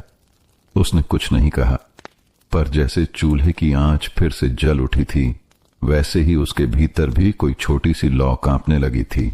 शब्द जब लंबे समय तक न बोले जाए तो वे भीतर बैठ जाते हैं, कभी गांठ बनकर, कभी धूप की तरह सूख कर। रघु और पारो के बीच भी कुछ ऐसा ही था। वो एक ही घर में थे, मगर दीवारें अब भी अधूरी थीं, जैसे दोनों ने एक ही किताब के अलग अलग पन्ने खोल रखे हों। रघु अब रोज दोपहर को खेत से लौटता और थाली में रखा खाना खामोशी से खाता। पारो उसकी नजरें टटोलती, पर रघु अक्सर थाली में झुका रहता। शब्द अब भी नहीं थे, लेकिन कुछ था, जैसे कोई टूटा हुआ पुल जिसकी मरम्मत बारिश से नहीं, विश्वास से हो रही हो। एक दिन पारो ने रसोई में रखी मिट्टी की हांडी उठाई और पूछा, अब भी खट्टी खड़ी वैसे ही पसंद है? रघु ने पहली बार आंखें उठाकर उसकी ओर देखा, धीरे से सिर हिलाया। हां, बस इतना ही। पर वो हां उस घर की दीवारों पर जैसे पहली दरार की मरम्मत थी। उस दिन पारो ने खड़ी बनाई। जब रघु ने पहला कौर लिया तो चुपचाप खाया, फिर कहा, तेज नहीं है, पहले जैसी ही है। पारो मुस्कुराई नहीं, पर उसकी आंखें थोड़ी नम थीं। शब्द अब आने लगे थे, छोटे, संकोच से भरे। कभी खाना खाते समय, कभी जब पारो खेत के लिए कपड़े धो रही होती तो रघु पूछ लेता, साबुन है या लाना है बाजार से? पारो सिर हिलाकर जवाब देती, कभी सिर्फ आंखों से। फिर एक दिन शाम को जब रघु खेत से लौटा तो उसने देखा पारो आंगन में चारपाई पर बैठी है और उसके हाथ में वो पुराना कुर्ता है जिसकी सिली हुई जेब कभी रघु की मां ने बनाई थी। पारो चुपचाप उसकी फटी जेब को टांक रही थी। रघु ने पूछा, वो कुर्ता अब भी संभाल के रखा है? पारो बोली, कुछ चीजें फेंकी नहीं जाती, वो अपने आप पीछे पीछे चली आती हैं। शब्द अब टूटने के बजाय जुड़ने लगे थे, कभी हल्की बातों में, कभी नजरें मिलाने में, कभी चाय के प्याले में आधे आधे घूंट बांटने में। रघु की खामोशी अब बोझ नहीं लगती थी पारो को। उसे लगने लगा था कि उसकी चुप्पी भी एक भाषा है, बस पढ़नी आती हो तो सब कुछ कह जाती है। एक रात जब बाहर हल्की बारिश हो रही थी, रघु ने खिड़की से बाहर देखते हुए पूछा, क्यों गई थी उस दिन? पारो चुप रही, फिर बोली, शब्द नहीं मिले थे और तुम्हारी चुप्पी में मैं अपना रास्ता खो बैठी थी। रघु ने कुछ नहीं कहा, पर पहली बार उसने अपने हाथ से पारो की हथेली को छुआ, धीरे से थाम कर। बहुत कुछ कहने की जरूरत नहीं थी अब। शब्द धीरे धीरे जुड़ चुके थे। बरसात का मौसम लौट आया था। आसमान फिर से अपने भीतर गहरे बादल समेटे हुए था और जमीन वो फिर से भीगने को तैयार थी। रघु सुबह जल्दी उठा, हल की रस्सी ठीक कर रहा था जब पारो आंगन में आई। खेत चलें? उसने बिना देखे पूछा। रघु ने उसकी ओर देखा, आंखों में कोई सवाल नहीं, बस एक शांत स्वीकार। चलो, उसने कहा। बरसों पहले वे ऐसे ही साथ निकले थे। पारो पीछे पीछे चलती थी, सिर पर पानी का मटका और आंखों में हंसी। आज भी वो पीछे चल रही थी, पर मटके की जगह एक झोला था जिसमें बीज थे और आंखों में हंसी नहीं, ठहरी हुई उम्मीद। खेत पर पहुंचकर रघु ने हल चलाना शुरू किया। मिट्टी नरम थी, बारिश ने उसे गीला कर दिया था। पारो घुटनों तक पानी में उतर गई। उसने अपने आंचल को कमर में खोस लिया और बालियों के छोटे छोटे गुच्छे मिट्टी में रोपने लगी, कभी इधर कभी उधर, धीरे धीरे, ध्यान से, जैसे हर बीज में वो अपने रिश्ते की एक नई जड़ रोप रही हो। रघु की चाल आज थोड़ी हल्की थी, जैसे कंधों पर अब अकेलापन नहीं रहा। बीच खेत में एक पल को दोनों आमने सामने हुए। दोनों की हथेलियां मिट्टी से सनी थीं। रघु ने उसकी हथेली थामी, भीगी हुई थी, पानी से या शायद बीते वर्षों की नमी से। इस बार अच्छी फसल होगी, रघु ने कहा। हां, पारो बोली, इस बार सिर्फ धान नहीं बोए हैं, कुछ भरोसा भी बोया है। हवा चलने लगी, सुगंध उठी, भीगी मिट्टी, बारिश और बीज की मिली जुली महक। दोनों खेत के बीच खड़े थे, न कुछ कह रहे थे, न कुछ छुपा रहे थे, बस मिट्टी की गोद में फिर से एक नई कहानी बो रहे थे। वक्त बीतता गया। जैसे जैसे दिन लंबा होता गया, धान की बालियां झुकने लगीं। पहले हरेपन से लहराईं, फिर सुनहरेपन में धीरे धीरे झुक गईं। उस खेत में अब रघु अकेला नहीं दिखता था। पारो रोज उसके साथ होती, कभी पानी छोड़ती, कभी खरपतवार साफ करती और कभी वहीं किनारे बैठकर बांस की चटाई पर रोटी बेलती। गांव वाले अब उस ओर देखने लगे थे जहां कभी कानाफूसी होती थी। पारो लौट आई? रघु ने कुछ कहा। अब वही आवाजें बदल गई थीं। देखो तो, जैसे कुछ हुआ ही नहीं कभी। अच्छा है, साथ हैं अब, खेत भी अच्छा दिख रहा है। गांव के बूढ़े ठाकुर ने तो चौपाल पर बैठते हुए एक दिन कहा, धान तभी अच्छा होता है जब घर में सुकून हो। इस साल तो रघु के खेत की बाली सबसे झुक रही है। ये रघु और पारो ने नहीं कहा था, ये मिट्टी ने कहा था और शायद हवा ने। फसल पकने लगी थी। पारो ने पहली बार खेत के बीचों बीच खड़ी होकर आंखें बंद की और सांस के साथ वह खुशबू भीतर खींची जिसने उसे सालों पहले शहर से खींच लाया था। वही सौंधी, भारी, अपनाई हुई खुशबू। उस दिन उसने रघु से कहा, मैं सोचती थी कि लौटूंगी तो तू कुछ कहेगा, गुस्सा करेगा, कुछ पूछेगा। रघु ने मुस्कुराकर कहा, मैंने धान बोया था, तेरे लौटने का यकीन साथ बोया था। पारो की आंखें भर आईं। वो जानती थी उसने एक घर छोड़ा था, पर एक खेत ने उसे बुलाया था और अब उस खेत की हर बाली उसके नाम एक चिट्ठी सी लग रही थी। गांव की गलियों में अब फिर से उनकी जोड़ी को साथ चलते देखना आम हो गया था। बच्चे चाची कहकर पुकारते और बूढ़ी औरतें उसके हाथों में मेहंदी देखती जो अब भी हल्के रंग में बाकी थी। पकी हुई फसल की पगडंडी अब दो जोड़ी पांवों से गुजरती थी। खेत से लौटकर जब वो दोनों घर पहुंचते तो रसोई की खिड़की से बाहर वही हवा आती जिसमें अब सिर्फ धान की नहीं बल्कि घर की भी खुशबू होती। दशहरे का दिन था। गांव की गलियां रंगीन हो चुकी थीं। हर घर के बाहर गोबर से बनी आकृतियां, संगीत की धीमी लहरें और हवा में गुड़, तेल और फूलों की मिश्रित खुशबू। रघु के घर के आंगन में भी हलचल थी। पारो ने सुबह से सफाई की थी। वो कोना जहां पहले मकड़ी के जाले थे अब वहां आम के पत्तों की बंधनवार लटक रही थी।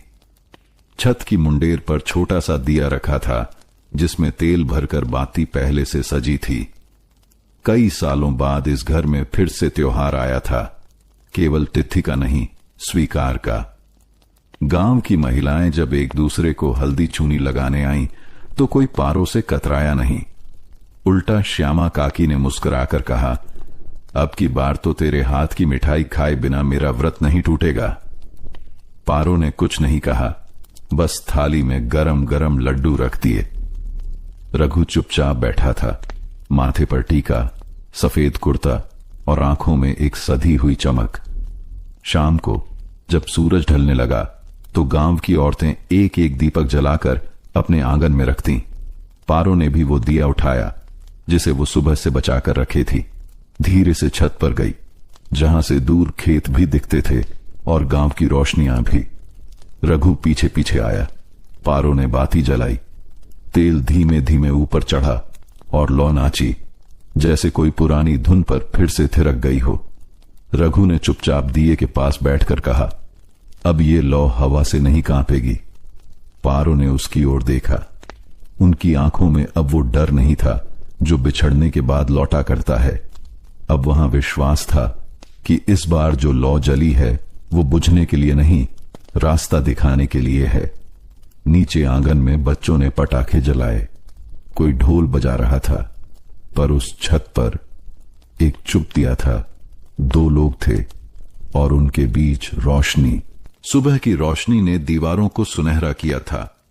खिड़की के बाहर धान के खेतों पर ओस की बूंदें चमक रही थीं, जैसे रात ने कोई कीमती हार छोड़ दिया हो।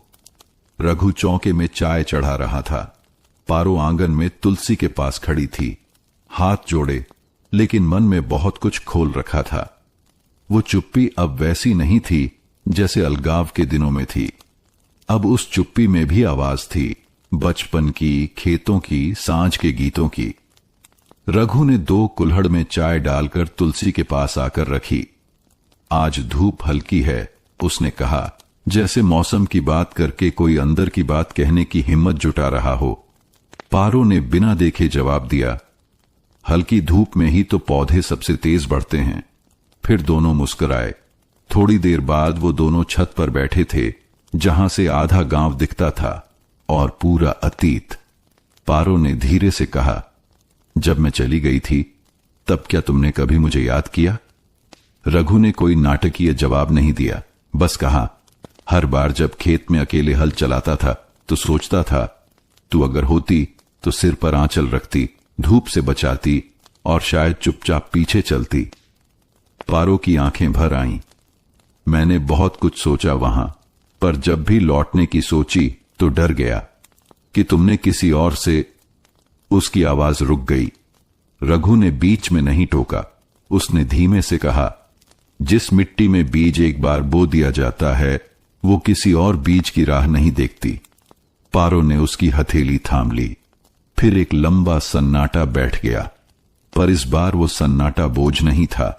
वो उस बीते समय का सिरहाना था जिस पर अब उनका आज टिकने को तैयार था। नीचे से श्यामा काकी की आवाज आई, पारो, खेत में कोई आया है तुझसे मिलने। पारो ने पूछा, कौन? शहर से कोई बहन जी आई हैं, कहती हैं तुम्हारी सहेली हैं। रघु और पारो ने एक दूसरे को देखा। शायद पुराना कोई पन्ना फिर से पलटने वाला था, या शायद आज की सुबह कोई नया मोड़ लेने वाली थी। पारो आंगन में उतरी तो सामने खड़ी थी एक साधारण सी औरत, नीली सूती साड़ी, पसीने से चिपकी पीठ और आंखों में तेज रफ्तार से भरी कोई बेचैनी। सुनैना? पारो की आवाज हल्की कांपी।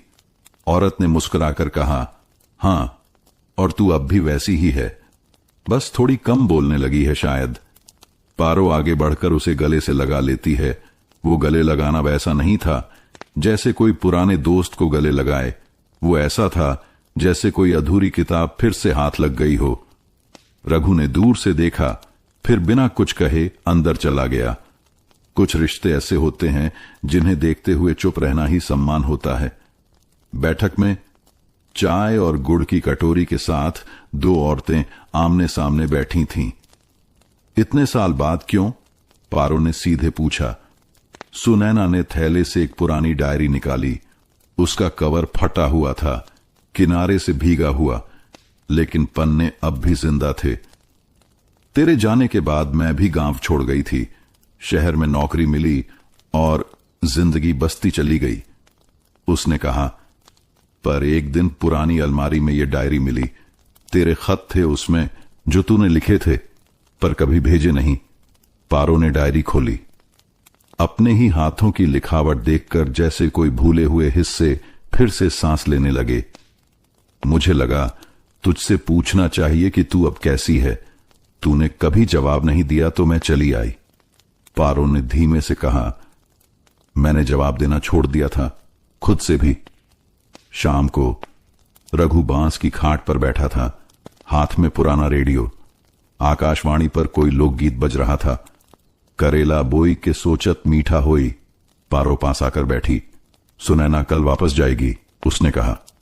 और तू? रघु ने बिना उसकी ओर देखे पूछा। मैं यहीं रहूंगी, पारो ने जवाब दिया, लेकिन अब सिर्फ खेतों के लिए नहीं, अब खुद के लिए भी जीना सीखना है। रघु मुस्कुराया। तो तूने फिर से चिट्ठियां लिखनी शुरू कर दी? हां, पारो बोली, इस बार भेजूंगी भी। रात। पारो ने बिस्तर के पास लाल रिबन से बंधी डायरी रख दी। उस पर पहला नया खत लिखा। प्रिय रघु, कल की बारिश में धान की खुशबू बहुत तेज थी। लगता है जैसे मिट्टी अब हमें स्वीकार कर चुकी है। रघु की हथेली में कुछ बीज थे, गहरे भूरे, छोटे छोटे, जिन्हें उसने वर्षों से सहेज कर रखा था। ये आखिरी बार हैं, उसने पारो से कहा। इनसे कुछ होगा या नहीं पता नहीं, पर कोशिश करनी चाहिए। पारो ने बीजों को हाथ में लेकर देखा। ये वही बीज थे जो रघु ने अपनी शादी के साल बोने के लिए रखे थे, लेकिन तब जीवन ने कुछ और ही बो दिया था। खेत में मौसम थोड़ा बदला हुआ था। बारिश रुक चुकी थी, लेकिन जमीन अभी भी नर्म थी। रघु और पारो साथ उतरे। इस बार उनके साथ गांव के दो छोटे बच्चे भी थे जो अक्सर उनके घर के सामने खेलते थे। इन्हें सिखाना है, पारो ने कहा, ताकि कुछ रह जाए हमारे बाद भी। बच्चे मुस्कुरा रहे थे। वे मिट्टी में हाथ डाल रहे थे, जैसे कोई कहानी दोहराई जा रही हो, वो भी बिना कहे। बीज बोने की प्रक्रिया धीमी थी, पर हर कदम में एक भरोसा था। बीच में एक बार रघु रुका, अपने कपड़े की जेब से एक सूखा फूल निकाला। पारो का पहला दिया हुआ फूल। उसे मिट्टी में दबाते हुए बोला, कभी सोचा नहीं था ये दिन देख पाऊंगा। पारो मुस्कुराई। और अब हम वो दिन देखेंगे जब ये फूल फिर से खिलेगा, किसी और रूप में। शाम को खेत के किनारे बैठकर दोनों ने एक साथ सूरज को ढलते देखा। धूप धीमी हो रही थी और खेतों में सन्नाटा था, पर वो सन्नाटा डरावना नहीं था। वो सन्नाटा ऐसा था जैसे कोई प्रार्थना चुपचाप स्वीकार हो गई हो। पारो ने पूछा, अगर इस बार भी फसल न हुई तो? रघु ने कहा, तो भी हम जानेंगे कि हमने आखिरी बीज तक निभाया है। फसलें कभी सिर्फ खाने के लिए नहीं होती, पारो ने धीमे से कहा, कभी कभी वो इंसान को जोड़ने के लिए भी बोई जाती है। अंत में चूल्हे की राख में से पारो ने एक अंगार निकाला और उसे ढक कर बचा लिया। ये अगली सुबह के लिए है, उसने कहा। रघु ने धीरे से उसकी हथेली थामी। अब उसमें बीज नहीं थे, लेकिन उनमें भविष्य की खुशबू थी। धान का खेत अब हरा नहीं, सुनहरा होने लगा था। हर पौधे की पंखुड़ी जैसे धीरे धीरे सिर झुकाकर मुस्कुरा रही हो, मानो महीनों की मेहनत का जवाब दे रही हो। पारो उस सुबह सबसे पहले खेत में पहुंची। वो सब धूप में बदल रही थी और हवा में वह हल्की सी महक घुलने लगी थी। धान की खुशबू, वही खुशबू जिसने कभी उसके भीतर कुछ हिला दिया था, वही खुशबू जिसे महसूस करते हुए वह सालों बाद लौटी थी। रघु कुछ देर बाद आया। उसके हाथ में पुरानी दरांती थी। उसने पारो की तरफ देखा। वह झुकी हुई थी, अपनी उंगलियों से एक धान की बाली को सहला रही थी। ये वही खेत है, पारो ने कहा, जिससे मैं भाग गई थी और जहां से मैं लौट आई। रघु ने कुछ नहीं कहा। वो झुका और मिट्टी को छूकर माथे से लगाया। गांव के लोग आने लगे थे। श्यामा काकी, मंगल चाचा और कुछ युवा, सबको खबर मिल चुकी थी कि रघु के खेत में बालियां आ चुकी हैं। इस बार महक कुछ अलग है, श्यामा काकी बोली, जैसे सिर्फ धान नहीं पका हो, कोई रिश्ता भी। एक बच्चा जो रघु पारो के साथ बीज बोने आया था दौड़कर बोला, चाचा ये देखो, मेरी वाली बाली सबसे बड़ी हुई है। सब हंस पड़े। फसल की कटाई शुरू हुई। पहली बाली रघु ने काटी और सीधे पारो को दी। इसमें तुम्हारी वापसी की महक है, उसने कहा। पारो ने उसे माथे से लगाया। उस स्पर्श में कई सालों की दूरी थी जो अब मिट्टी में घुलकर गायब हो गई थी। शाम को आंगन में धान की बालियां सुखाई जा रही थीं। रसोई में पारो खिचड़ी बना रही थी, बिल्कुल वैसी जैसी शादी के पहले साल बनाई थी। रघु चौपाल से लौटकर आया और धीमे से बोला, गांव वाले कह रहे हैं इस बार तुम्हारे आने से फसल भी लौट आई। पारो मुस्कुराई। कभी कभी खेत को भी अपने हिस्से का प्रेम चाहिए होता है। रात को आंगन में चटाई पर लेटे दोनों ने तारों को देखा। धान की खुशबू अब पूरे घर में थी। रघु ने कहा, मुझे डर लगता था कि मैं हमेशा अकेले ही जोतता रहूंगा। पारो ने जवाब दिया, मैं लौट तो आई, अब हम साथ काटेंगे, पकाएंगे और बांटेंगे। और उस रात पहली बार धान की खुशबू उनके बीच नहीं, उनके भीतर समा गई। धान की कटाई शुरू हो चुकी थी। हर सुबह रघु और पारो साथ खेत जाते। जैसे दोनों के बीच जो दूरी थी वो हर दरांती की कट के साथ कम हो रही थी। लेकिन एक दोपहर जब पारो अकेले घर पर थी, दरवाजे के नीचे से एक चिट्ठी फिसली। उसने झुककर उठाई। लिफाफा पीला पड़ चुका था। ऊपर लिखा था, पारो व्यक्तिगत, नीचे शहर का पता। पारो ने चिट्ठी खोली। लिखावट वही थी, सौरभ, उसका पुराना परिचित, वो जिससे उसने शहर में कुछ महीने गुजारे थे जब वह रघु को छोड़कर चली गई थी। पारो, अगर अब भी मन में कोई कोना बचा है जो मुझे सुन सकता है तो जानना चाहता हूं, क्या तुम वहां खुश हो? सौरभ, चिट्ठी का अंत सादा था। कोई आग्रह नहीं, कोई शिकवा नहीं, सिर्फ एक प्रश्न जो सीधा उसके दिल में जा उतरा। शाम को रघु लौट कर आया। उसने पारो की आंखों में कुछ अलग देखा। सब ठीक है? उसने पूछा। पारो ने चिट्ठी नहीं दिखाई, बस मुस्कुराकर बोली, आज धूप कुछ ज्यादा तेज थी, थोड़ा थक गई हूं। रघु ने सिर हिलाया और पानी लेने चला गया। पारो ने चिट्ठी को मोड़ा और चूल्हे के पास रखे पुराने डिब्बे में रख दिया, वहीं जहां उसकी पुरानी चूड़ियां और शहर के कुछ फोटो दबे थे। रात को जब रघु सो गया, पारो बाहर निकली। धान की बाली की एक डंडी हाथ में लेकर वो चिट्ठी फिर से पढ़ने लगी। आसमान में चांद छिपा था। हवा में अब भी धान की खुशबू थी, लेकिन चिट्ठी की स्याही में एक और जीवन की महक थी जो अधूरा रह गया था। सुबह पारो ने एक उत्तर लिखा, सादा सा, सौरभ, मैं जहां हूं वहां मुझे वो सब मिला है जो मैं ढूंढती रही, खामोशी, मिट्टी और वो इंसान जिसने इंतजार नहीं छोड़ा। तुम्हारा ख्याल रखने के लिए शुक्रिया, लेकिन अब मुझे लौटना नहीं है क्योंकि मैं लौट चुकी हूं। पारो, उसने चिट्ठी को मोड़ा और गांव के डाकिये को दे दी। वापसी की शाम रघु और पारो फिर खेत में बैठे थे। कभी लगता है, रघु बोला, कि हम जितनी मेहनत खेत में करते हैं उतनी रिश्तों में भी चाहिए होती है। पारो ने उसका हाथ थामा। रिश्ते भी बोए जाते हैं, सहेजे जाते हैं, और फिर जब सही वक्त आता है उनमें भी धान की खुशबू फैलती है। गांव में हलचल थी। कटाई पूरी हो चुकी थी। चारों ओर पकी धान की गंध जैसे किसी पुराने गीत की धुन बन चुकी थी, जो हवा के साथ बहती हर घर की देहरी तक पहुंचती। फसल का पर्व आ रहा था, नवधान महोत्सव। रघु इस साल गांव की तरफ से मुख्य आयोजक बना था। उसे देखकर हर कोई मुस्कुराता, सर हिलाता। जो कभी चुपचाप अपने खेतों में खोया रहता था, वही अब लोगों को जोड़ रहा था। पारो ने भी कमर कस ली थी। वो औरतें जो कभी उससे नजरें नहीं मिलाती थीं, अब उसके साथ मिलकर रंगोली बना रही थीं, पकवान पका रही थीं। एक शाम की बात है। पारो ने रघु से पूछा, त्योहार की रात तुम मेरे साथ नाचोगे? रघु हंस पड़ा। मैं? नाच? पारो मुस्कुराई। इस बार पीछे नहीं हट सकते, सब देखेंगे। रघु ने धीरे से सिर झुका दिया। अगर तुम साथ हो तो मैं पूरी दुनिया के सामने भी नाच सकता हूं। महोत्सव की रात। मंडप सज चुका था। धान की बालियां, आम की पत्तियां, मिट्टी के दीप, ढोलकें बजने लगीं और फिर एक के बाद एक लोग नाचने लगे। जब रघु और पारो ने मंच पर कदम रखा, लोगों की तालियां थम गईं।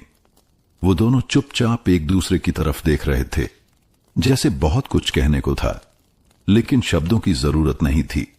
संगीत बजा। रघु ने हाथ बढ़ाया, पारो ने थाम लिया। पहला कदम, फिर दूसरा।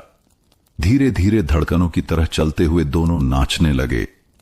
हर ताल पर, हर चक्कर में एक अधूरी बात पूरी होती गई।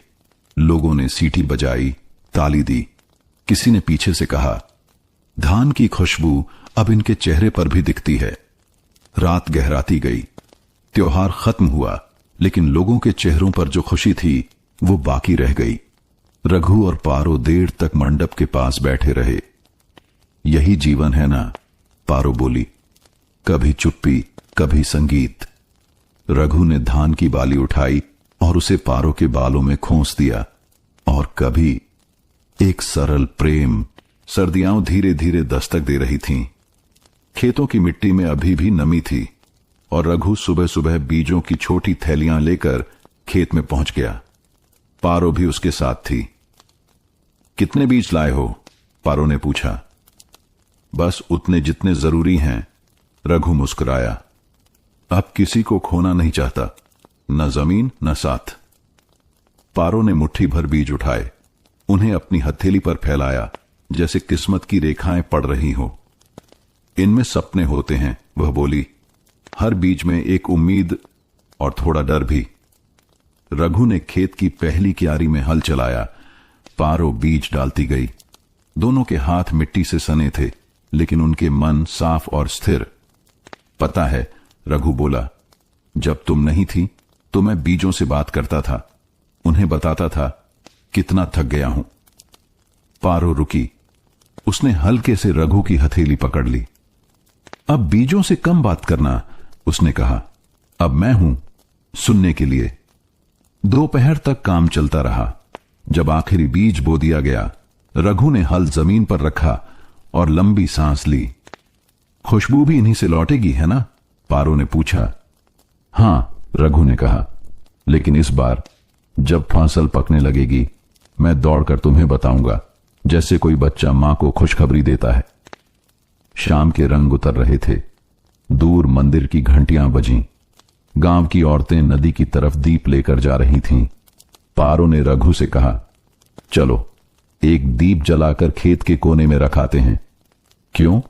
ताकि अगली फसल तक अंधेरे में भी उम्मीद की रोशनी रहे। दोनों ने मिट्टी का दिया जलाया। पारो ने हल्का सा उसे खेत की मेढ़ पर रख दिया। जलता रहा वो दीप, धीरे धीरे हवा के झोंकों से कांपता, लेकिन बुझा नहीं। जैसे उनके रिश्ते की तरह, बीते मौसमों से तपा, लेकिन अब और भी स्थिर। बारिश थम चुकी थी। छत से टपकता पानी अब सूख गया था, लेकिन घर के एक कोने में रखा लोहे का बक्सा अब भी वैसा ही था, धूल से ढका, भारी और चुप। पारो अकेली कमरे की सफाई कर रही थी। रघु खेत गया था। बक्सा खोलते हुए उसे पुरानी चादरें, कुछ सूती कपड़े और एक लिफाफों का ढेर मिला। पीले, हल्के फटे, लेकिन सहेजे हुए। पारो ने एक चिट्ठी उठाई। ऊपर लिखा था, तेरे बिना खेत सूनापन बोते हैं। वह बैठ गई। बक्से के पास ही हवा धीरे धीरे कमरे में बह रही थी। एक एक कर उसने चिट्ठियां पढ़नी शुरू की। किसी में रघु ने सिर्फ एक पंक्ति लिखी थी, आज धूप निकली है पर मन बादलों से ढका है। एक में लिखा था, तेरा नाम लेता हूं फिर मिट्टी उठाता हूं, शायद तुझ तक पहुंच जाए।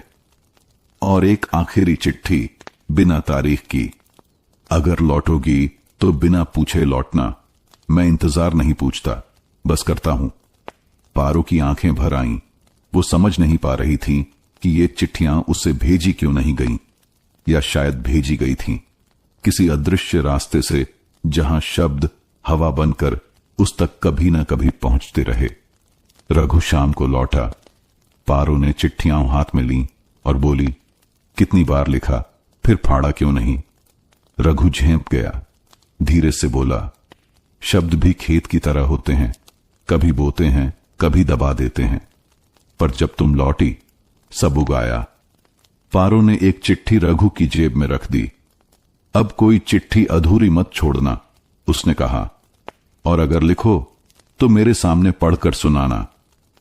रात में चूल्हे पर रोटियां सिक रही थीं। बाहर अंधेरा था, लेकिन घर के अंदर शब्दों की गर्मी थी। सुबह की हवा में हल्की सी ठंडक थी।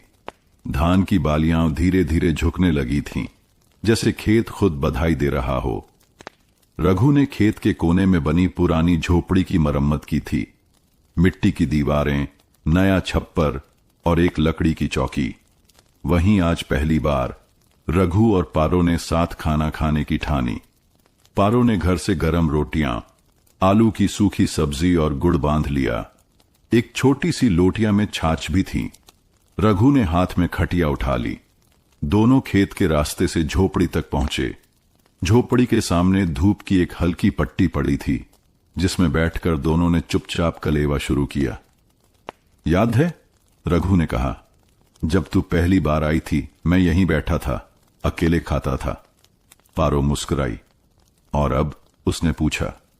अब लगता है भूख भी पूरी होती है जब साथ में कोई कौर उठाता है। एक कौर रघु ने पारो के थाल में रखा। ये उस दिन का है, उसने कहा, जब तू लौटी थी।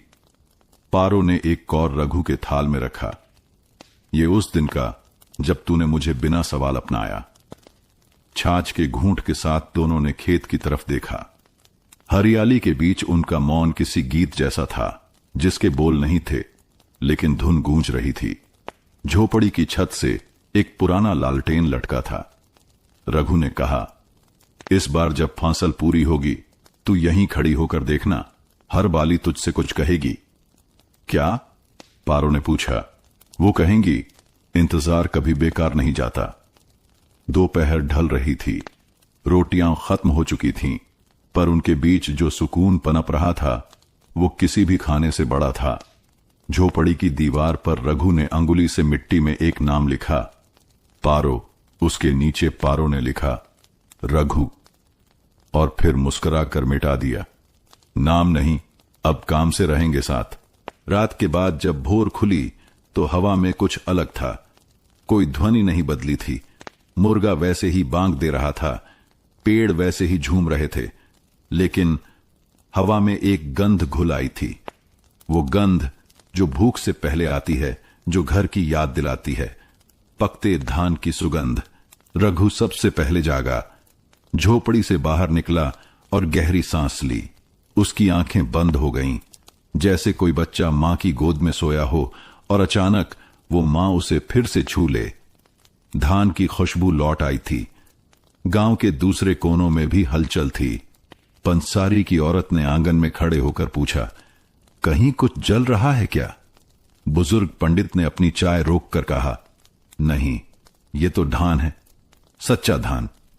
छोटे बच्चों ने दौड़ते हुए कहा, अम्मा, आज खेत से अलग सी खुशबू आ रही है। पारो भी झोपड़ी से बाहर आई। उसने खुद को हवा के हवाले कर दिया। उसने वो गंध महसूस की जिसमें उसका अतीत भी था और अब रघु के साथ एक नया भविष्य भी। रघु ने कहा, तू लौट आई तो धान भी लौट आया। गांव का बड़ा किसान खुद चलकर रघु के खेत पर आया। उसने चारों ओर देखा। कहीं कोई खास खाद नहीं, न कोई नया बीज, बस मेहनत थी और प्रेम। कैसे किया? उसने पूछा। रघु ने कहा, कुछ नहीं, हर दिन खेत से बात करता रहा। किसान चुप हो गया। वो जानता था ऐसी फसलें सिर्फ हाथ से नहीं, दिल से बोई जाती हैं। गांव के लोग खेत की ओर आने लगे, कुछ देखने, कुछ महसूस करने। रघु और पारो दोनों दूर खड़े थे, चुपचाप। पारो ने धीरे से कहा, अब हम अकेले नहीं हैं। रघु ने सिर हिलाया, अब हमारी फसल भी बोलती है। और हवा में सुगंध की पहली लहर फिर बही। सालों का मौन टूटा। एक बार फिर मिट्टी ने प्रेम को पहचाना। गांव की पगडंडियां अब भी वैसी ही थीं, मिट्टी से लिपी हुई, औरतों की आवाजों से गूंजती हुई। पारो सालों बाद जब उन रास्तों से गुजरी तो हर मोड़, हर द्वार पर कोई न कोई उसकी ओर देखता रह गया। अरे पारो! सबसे पहले श्यामा काकी मिली। पारो उनके सामने झुकी, लेकिन श्यामा काकी ने उसे सीधा खड़ा किया। कब आई बहुरिया? अब आई हूं काकी, पूरी तरह से, पारो ने कहा।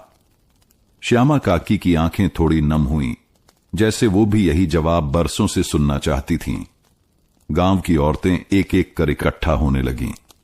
किसी ने दूध की बाल्टी थामी हुई थी, किसी के हाथ में सूप, कोई आटे से सनी हथेलियों के साथ आई।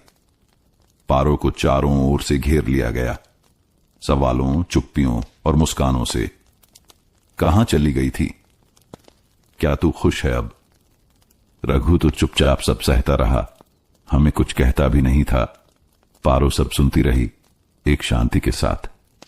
फिर बोली, मैंने भी कुछ नहीं कहा दीदियों, पर अब मैं यहां हूं और हर दिन बोलूंगी, अपने खेत से, अपने घर से, तुम सबसे।